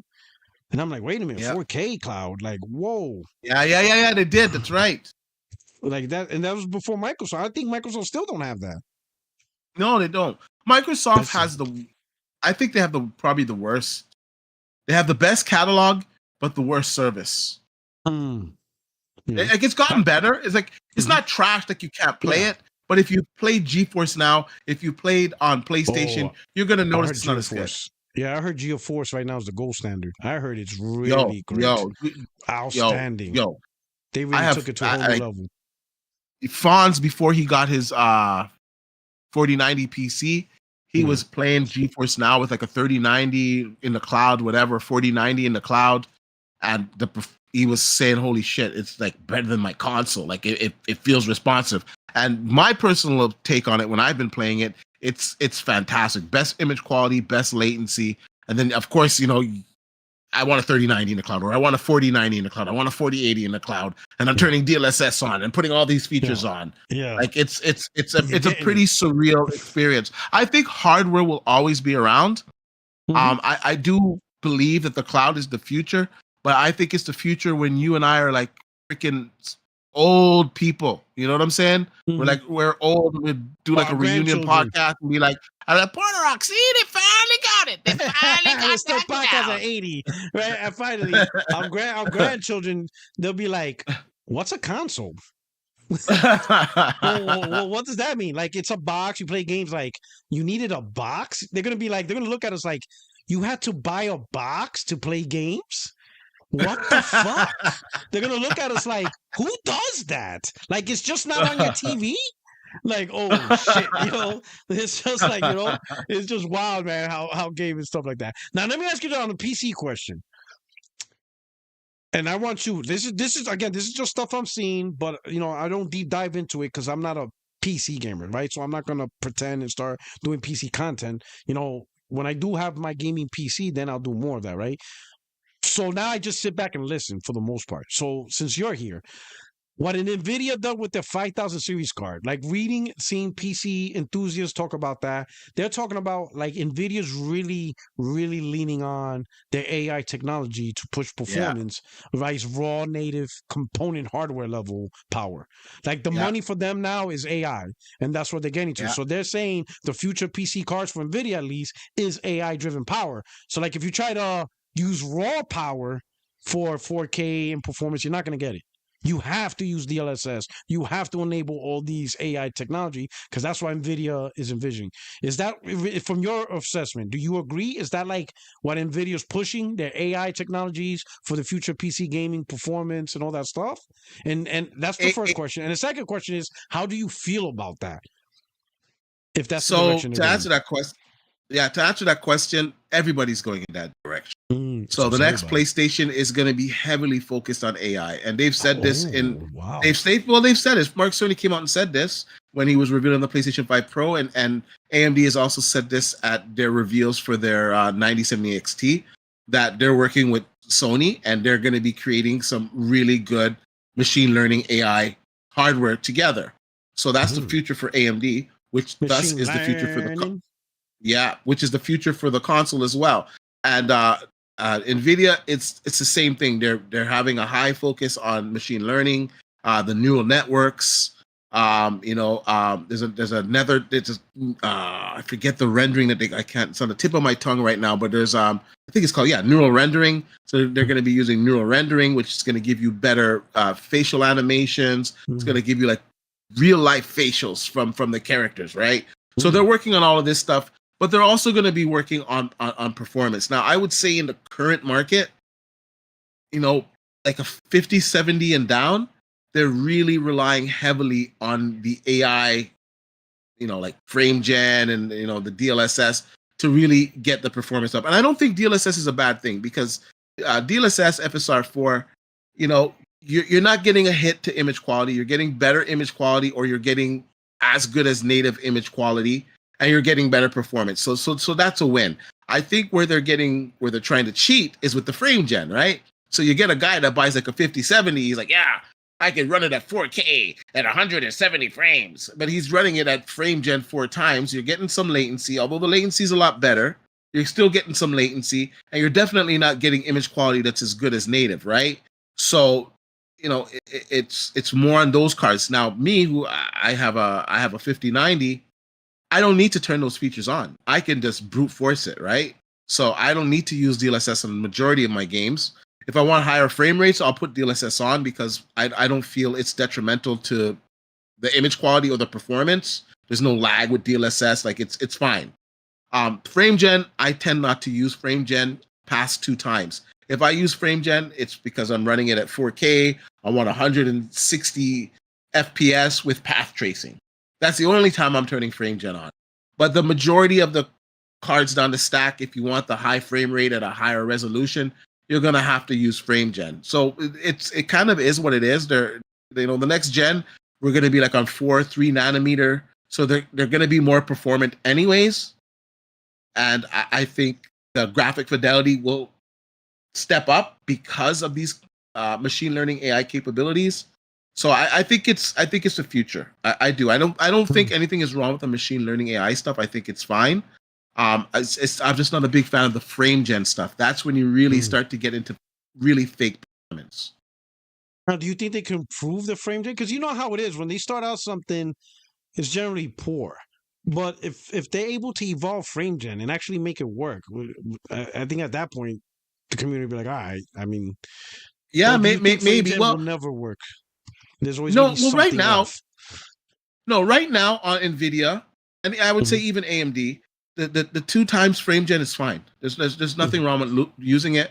You're not really seeing any artifacts. They've gotten the latency down low. Where if you're with a controller, you're not going to feel it with a controller.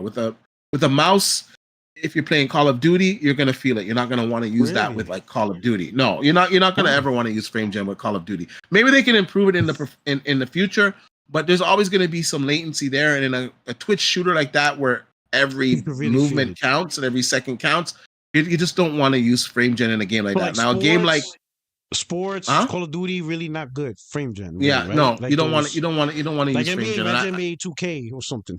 No, really bad. No, okay. No, because the person that's not using frame gen, they're gonna smoke you.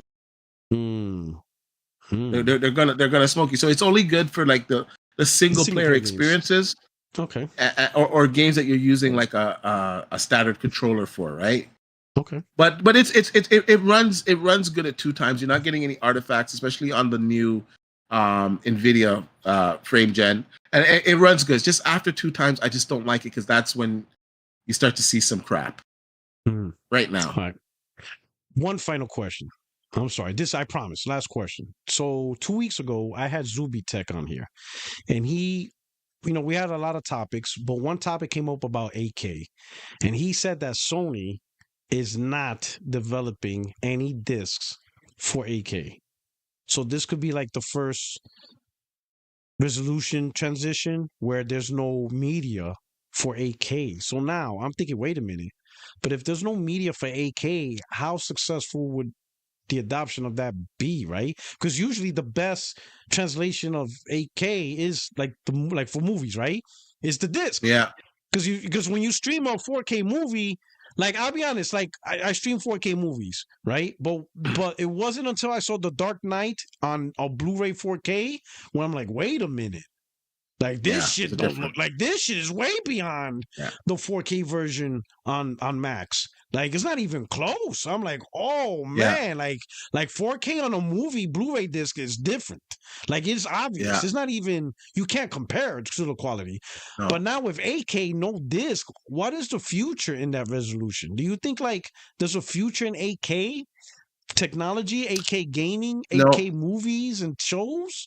No disc? No, it's there's like very low adoption rate. I know a lot of people went out there and bought an 8K TV, but there's like barely any 8K content. All the stuff that you're watching on 8K TV is usually 4K or 6K content upscaled to like 8K. There's very little 8K content. And for you really to take advantage of an 8K resolution, you would have to have like a pretty big screen TV, like I'm talking like 85 inches for you really to to maybe 77 inches. You could get away with it too, for you to Okay. see the benefits, which makes no sense. A 4K TV, if you want the same type of, you could just, the manufacturers can just improve the pixel density, or you can just sit a little bit closer to the damn TV, and you're gonna get the same experience that you would get at it, like the same experience you would get at an 8K TV at, let's say, 11 feet back. You would get from a 4K TV 6 feet back. You know what I'm saying? So you smooth the chair up, dog. There you go. It's just there's nothing for it. There's no need for it. And hopefully, gaming industry, they don't make a push for 8K. They be like, you know what, it's not worth it. We'll just focus on improving 4K and frame rate performance, and really settings. The graphical settings is the most important, because that's really where you make your money for graphical fidelity. Yeah. Just improve the fidelity, the performance, leave it at 4K. The gaming will be fine for a while. The problem is that when 4K came out, they tried to push like 8K. Like, I believe 4K came out, and like a couple of years later, they were pushing like 8K. Like can we get proper 4K stuff before you push 8K stuff out?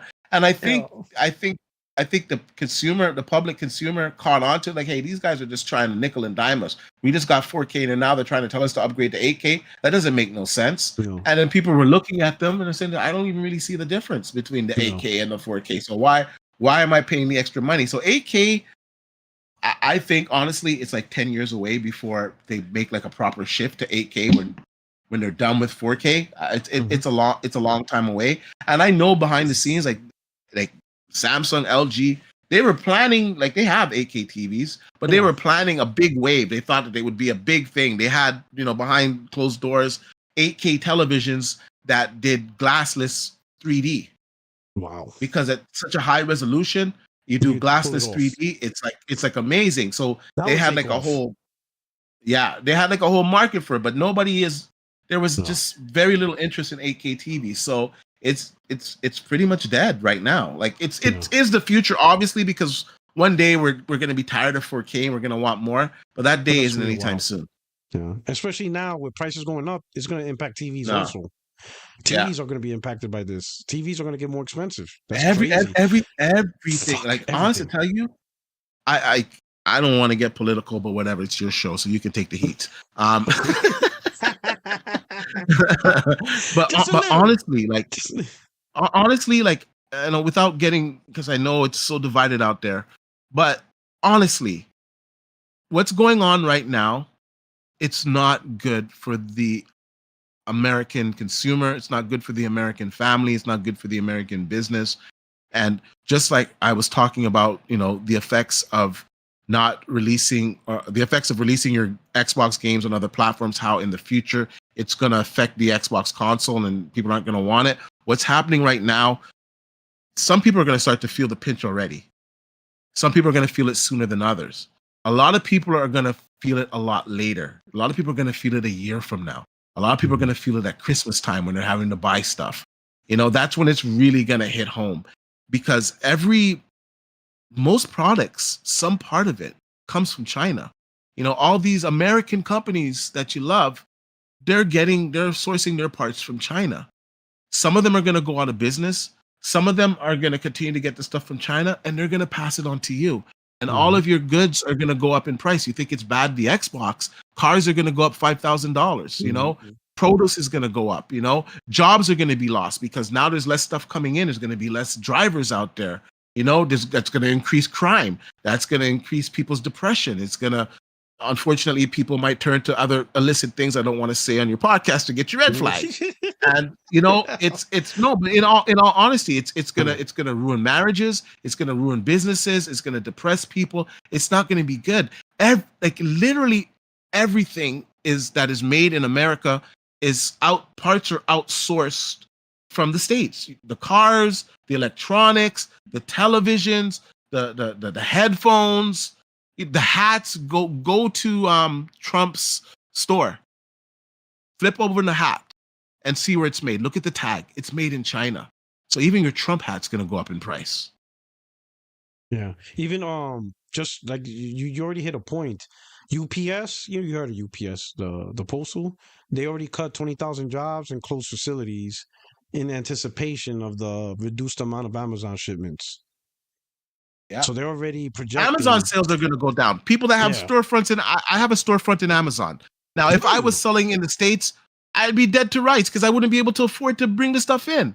So those sellers that are there, they're not going to be able. They're going to have to sell off their stock, and that's it. They can't get anything else because who's going to pay 145%, right? So something that cost me $100 is now going to cost me $245. How am I going to make money on that? The tariff is, and and companies have already shown the tariff impact already on Twitter, and they showed their thing. They're like, hey, this is us. This is our real company.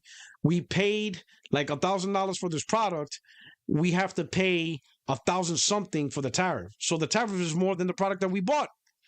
Yeah. I'm like, wow, the tariff is more higher, is priced high because, like you said, 145% is pretty much you're paying more for the tariff than what you bought for the product itself. So you have to almost triple the price of the product. Like you have to sell it at triple the price. I was like, this is insane. I got a Hyatt Y70 Infinite Touch computer case. It's the one with the screen on it. And I saw that Gamer Nexus, he was doing an interview, did like a 3-hour thing on the tariffs and interviewed all these Corsair, all these companies. And Hyatt was like, listen, man, we're going to have to pay 150% tariff on that already. That thing costs us like, I don't know, say it costs them $400. Now we got to pay 150% on top of that. We can't make no money. So because we can't make no, and they're based in America, right? That's $600. That's a $600 tariff. Yeah. So that means they got to sell that product for like $1,000. Yeah, so they're based in America, but they outsource their parts from China, right? Yeah. And they're like, we can't even sell it here anymore because it doesn't make sense. So we have to reroute it. Yeah, and we're selling in other parts of the world. Yeah. So I'm like, so me, the guy that I am, I always like to investigate to find out if people are telling the truth. So I Google, I go on their site and this and that, and I look. There's no Hyatt Y70 on their site. It's removed. It's scrubbed off of their site. I said, holy. I looked on my Canadian site. I'm like, oh my God. Well, I bought it before, but anyways, I looked on my site. Like, it's available right now. I can buy it right now. They're not even selling it in the States. Oh, man, and people are just, they're not seeing the full results of it. And, people want to believe what they want to believe, saying that in a nice way. Yeah. So they're going to feel it. A lot of us, because especially with gaming, we're more in tune because we have a specific sector that's impacted. So we pay attention on how this impacts gaming. But a lot of the people, there's people who don't have hobbies in electronics or cars. Like people who follow cars, they know. People who follow electronics, gaming, they know. People who follow phones and headsets and sound systems, they know. But when you have people who don't really have a hobby in devices or consumer products, they won't know until it actually hits them at their level. Like you said, when they go out shopping for Christmas and they're like, oh, I'm going to buy, my nephew a Bose headset. And then they walk in, a Bose, or not even like a Beats, right? A simple Beats headset, right? That normally you would get for $300. When they go on Christmas, be like, yo, I'm going to buy my niece or my nephew a Beats headset, and now the price is $900. You can be like, wait a minute, Beats headphones are $900. Yeah. What the fuck happened? Like, since when? Yeah. Since when is a Beats headphone? Or you want to get iPods, right? You get an Apple iPod, and it's usually like $300. And then when you walk into the iPhone store, be like, yeah, I want to get, my girlfriend AirPods. Oh, yeah, here you go, $1,200. $1,200? Since fucking when? Hey, tariffs. There's a 200% tariff on this. Like you're not getting $300 AirPods no more. You're not gonna get an $800 or $1,000 iPad Mini. iPad Minis are now $2,500. You're gonna be like, what? That's when they're gonna realize, holy shit, what did we do?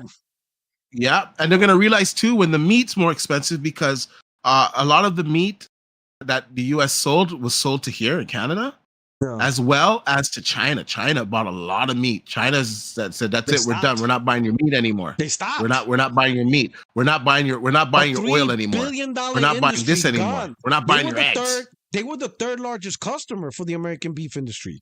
Yeah, the third largest customer in the world gone. They went to Australia. Yeah. So all those farmers are gonna feel it. What? The only way the farmers can make it up is they're going to have to increase the price of beef to make up that loss. Bourbon, a lot of alcohol and bourbon and stuff is sold to us up here. We are the biggest customer in the damn world for it. Yeah, and we said, In Canada, they said, you know what? You're being a douchebag. We're not taking any of your stuff, right? And I don't take pleasure in this because it's not the people's fault. It's just politics, right? Yeah. Yeah. So these people now that depended on these revenues every year, these businesses that have been going around for like 50, 60 years, now their profits cut by like 80%. They're like, that's going to affect families, people.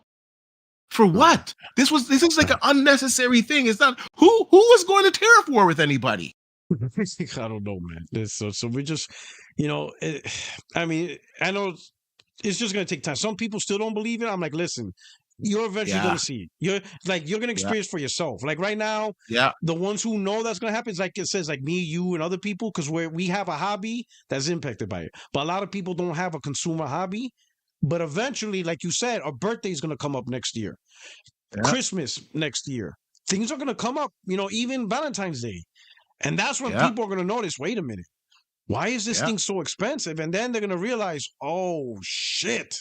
Yeah, it's going to hit them like a ton of bricks. Because people don't realize it till it happens to them, right? Then when it affects them, then they're like, oh, shit. Then they wake up. And this is going to affect everybody. Yeah. And not only that, you'll be able to see it because when you walk into Walmart, you're going to see less stuff.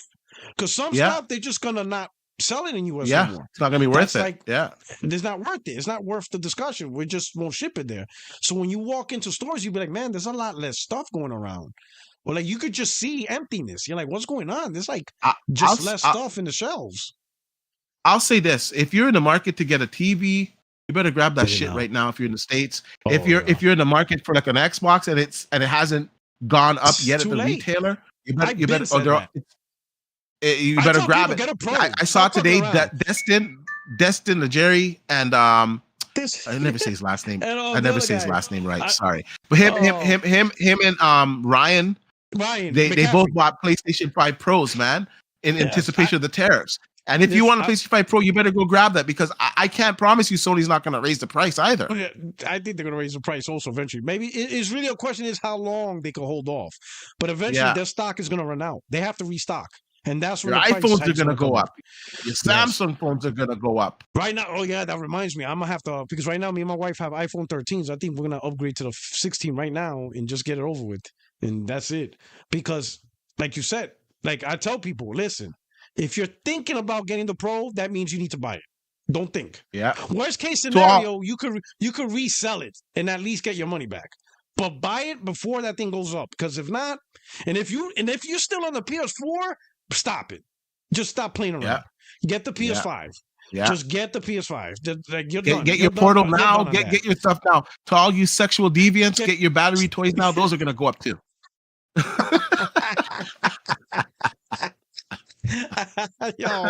Get your Portal, get your DualSense Edge, get your 3D Pulse headsets or whatever party, whatever. Get your e-bikes. I got an email today from Segway. They're anything that I get for the States, they said that they're raising the prices on most of their Segway scooters in the States, and they're going up substantially because they're made in China. Oh man, it's just oof. Bunker down, buy your stuff now, and just get it over with. Yeah. MacBooks, whatever. MacBooks, PCs, CPUs, RAM. If you're gonna upgrade your SSD, get it now. Get all that shit now. And I was like, I'm gonna hook up J-Dubs, help him get a Switch, right? Because maybe it's gonna be tariffed up there. Then I talked to my shipping people. They're like, yeah, that's not going to work because even if you were to say it was a gift to give to him, he's still going to have to pay the tariff on it because we have to now put where the product was made. And that was made in China or whatever, right? So if it's made in China, even if I'm shipping it from here to the States, you're still going to get slapped with 150 because it was made in China. Yeah, Jada better go drive to Canada and pick it up. That's probably his cheapest option. Like, Jada, you better take your private jet and come visit me. We can hang out, and I'll just personally hand you the Switch. You just take a flight. It's probably cheaper. Get on your private jet and meet me in Toronto. You know what I'm saying? Yeah, for real though. Around the time of what is it? Your Caribbean festival? Cabana? Yeah, Cabana. Yeah, and just hang out. That's it. Hey, that's a good idea, man. Yeah, there you go. Because they're like, yo, you might as well, because you're gonna be paying a tariff anyway. But anyway, brother, we're gonna do some outros. You know, I don't want to take up more of your time. I want to start on saying thank you so much, for rocking out with this Friday Night Live. You were requested. People be like, yo, when you gonna get D-batch? When you gonna get D-batch? You know, don't be lying to us, you and your lying eyes. I'm like, all right. I'm like, I'm gonna get them. I'm gonna get them. But let people know where they can find you and stuff like that, and let them know about your content creation and what they could expect. Yeah, man. So you can find me on Twitter at D_batch, where I'm just pissing people off left and right over there. Pretty aggressive stuff on X, so not for the faint at heart, but we always keep it real. And of course, you can find me on YouTube at dbatch. Now on YouTube, I don't really cover so much Xbox stuff anymore, to be honest with you guys, because I like, what's to say, if there's something, if there's like big news EA, that comes right? out, it's like covering EA or Ubisoft. It's like a multiplayer. Yeah. If something big comes out, I discuss it. But we're mostly talking about like PlayStation and PC stuff on the channel. So new PlayStation information. I do that stuff as well. I do a lot of PC stuff on the channel. I've been doing a lot more lately. So I got some 5090 reviews on there. I got a 9070 XT AMD review on there. I did the Asus Prime. And I also have a 5070 Ti review that's coming. It's almost done. So I don't know, maybe I'll drop it this weekend or next week. You guys can look out for that. In the future, you're going to see more benchmarks of, the 5070 Ti, against like, the 9070 XT, the AMD equivalent. And of course, some 5090 gameplay and PlayStation 5 Pro stuff. So that's basically what you're going to get on my channel going forward. If Xbox has a good game out, like the games, I still showcase the games. I still talk about the games because I enjoy the Game Pass service. I'm just, honestly, I've just done with the Xbox console. I've done this generation. I don't see why I would pick up another Xbox console, to be honest with you, because all of their games are available on my PC. I got a 5090, so it kind of is what it is. And I know guys are pissed off on my channel because, I've always been Xbox thick and thin, but I just got to be honest. I'm just not a phony person. And even if it gets me one view, I just got to be honest, man. Xbox, it's just not it right now. Their games are fine, but you don't need an Xbox to play their games anymore. You can play them on PlayStation. You can play them on PC. Okay. Thanks for having me, man. I appreciate it. It was nice. It was nice seeing you. Nice hanging out. We go way back, man, from like the beginning, man. So it was good, man. And I'm happy to see you in good health and family's good. You're retired, and you finally got to see Xbox really fail. So things are going good for you. The console war, I could rest now. I could retire from the console war. That's it. Over. My job is done. I'm like Thanos. I'm Thanos. I could finally rest. Well, it's good to see you, man. It's good to see you still doing content creation, stuff like that. I hope RDX podcast comes back. Because I know we all talk shit, but it was a successful podcast. I was like, holy cow, you guys blew up. 2,000 views on Tuesdays. I was like, shit. Now you guys, really, I missed the show. I miss Dealer. I miss everybody, but Dealer needed to take a break, so it is what it is because it was his operation. And then I hate all these stupid trolls on X. They're like, oh. See, Dealer's gone, and now he can't keep D in line, and look how he's acting. Like, I'm not my own man. Like, you gotta smack you fools. The fuck? They can't keep D in line. Why? Like, what is this, Django? The fuck is we talking what the about? Hell? These people, I swear, man. I swear. Oh my God. Like, yo, what the hell that's supposed to be? Like, it's just weird. Yeah, I get it all the time. Oh, look, Dealer's gone, and look how he's acting. If Dealer was around, he'd keep him in line. Like, shut up. Yo, these people are so fucking stupid. Like, oh, that's one thing. You were always combative, wrong or right. You were dedicated. You stuck to your guns no matter what. So I don't know. I guess people, they only see part of your stuff, right? They only see what they want to see. That's the reality. Yeah, they don't see. They see what they want to see. Picture. Yeah. They never give you credit for what you get right, and what you get wrong, they never let you live it down. You get 8 out of 10 things right. Those two, you failed. No, that's it. You got 2 out of 10, right?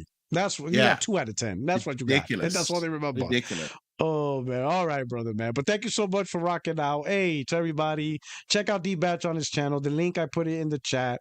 You check him out, check out his content. Also check him out on X, Twitter. You know what it is. Stuff like. Are you on Blue Sky? Have you jumped to Blue Sky? Have you No, did the jump? I haven't jumped to No. Blue I Sky, created man. my I account. just. I nurture Is it little good by over little. there? It's growing. It's a lot. I would say this: gaming conversation over there is peaceful. So if you want peaceful conversation, it's over there. You don't I see a want lot of the problems bullshit. always. You don't, yeah, yeah. But I'll be honest, like a lot of the good gaming conversations stay good. Like you don't get the trolls that jump in and ruin everything. Yeah, I so hear it's you. growing. It's growing. It's peaceful. It's a good place sometimes to talk and just. That's one so thing it's I a don't good like spot. about X. As much as I'm for freedom of speech, and I think everybody should have the right to say what you want to say, but there's certain things that you shouldn't say, right? So like I'll see like a post, I don't know, man. Some girl is acting up and she's getting kicked out of a hotel, right? And she's colored, right?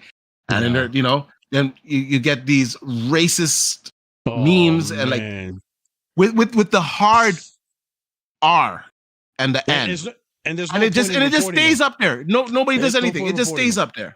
There's no point in reporting them because they'll be like, this doesn't violate our policy for hateful conduct. Like what? Yeah. Yeah. So that type of stuff I just like. Sure, you can say it and then you get banned right away and you get put into the gulag. You know what I'm saying? But that gulag's not there no more.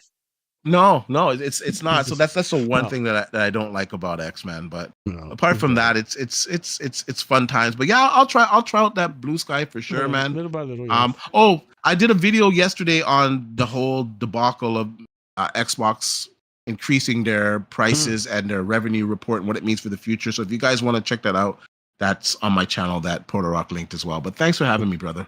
Absolutely, man. Take care, brother. Peace, blessings. Hope the families run everything. And everything. Hey, so chat, everybody's watching this. This is your only friend, these YouTube streets, Puertorock77, with another Friday Night Live. I hope you enjoyed this episode with special guest D-Bass. Check him out. I will see you guys on. No, I will not see you guys on Tuesday. I'll be on a work trip. So the next time I will see you guys is next Friday with another live, and hopefully I'll have another guest lined up. But until then, enjoy your weekend. Thank you so much. If you're new to the channel, subscribe. Hit the like button, and of course, become a member if you want to rock out and be part of the family and support the channel. But either way, I'm glad you're here, and I hope you enjoyed the show. You guys take care. We are out of here. Peace. Peace. Hit the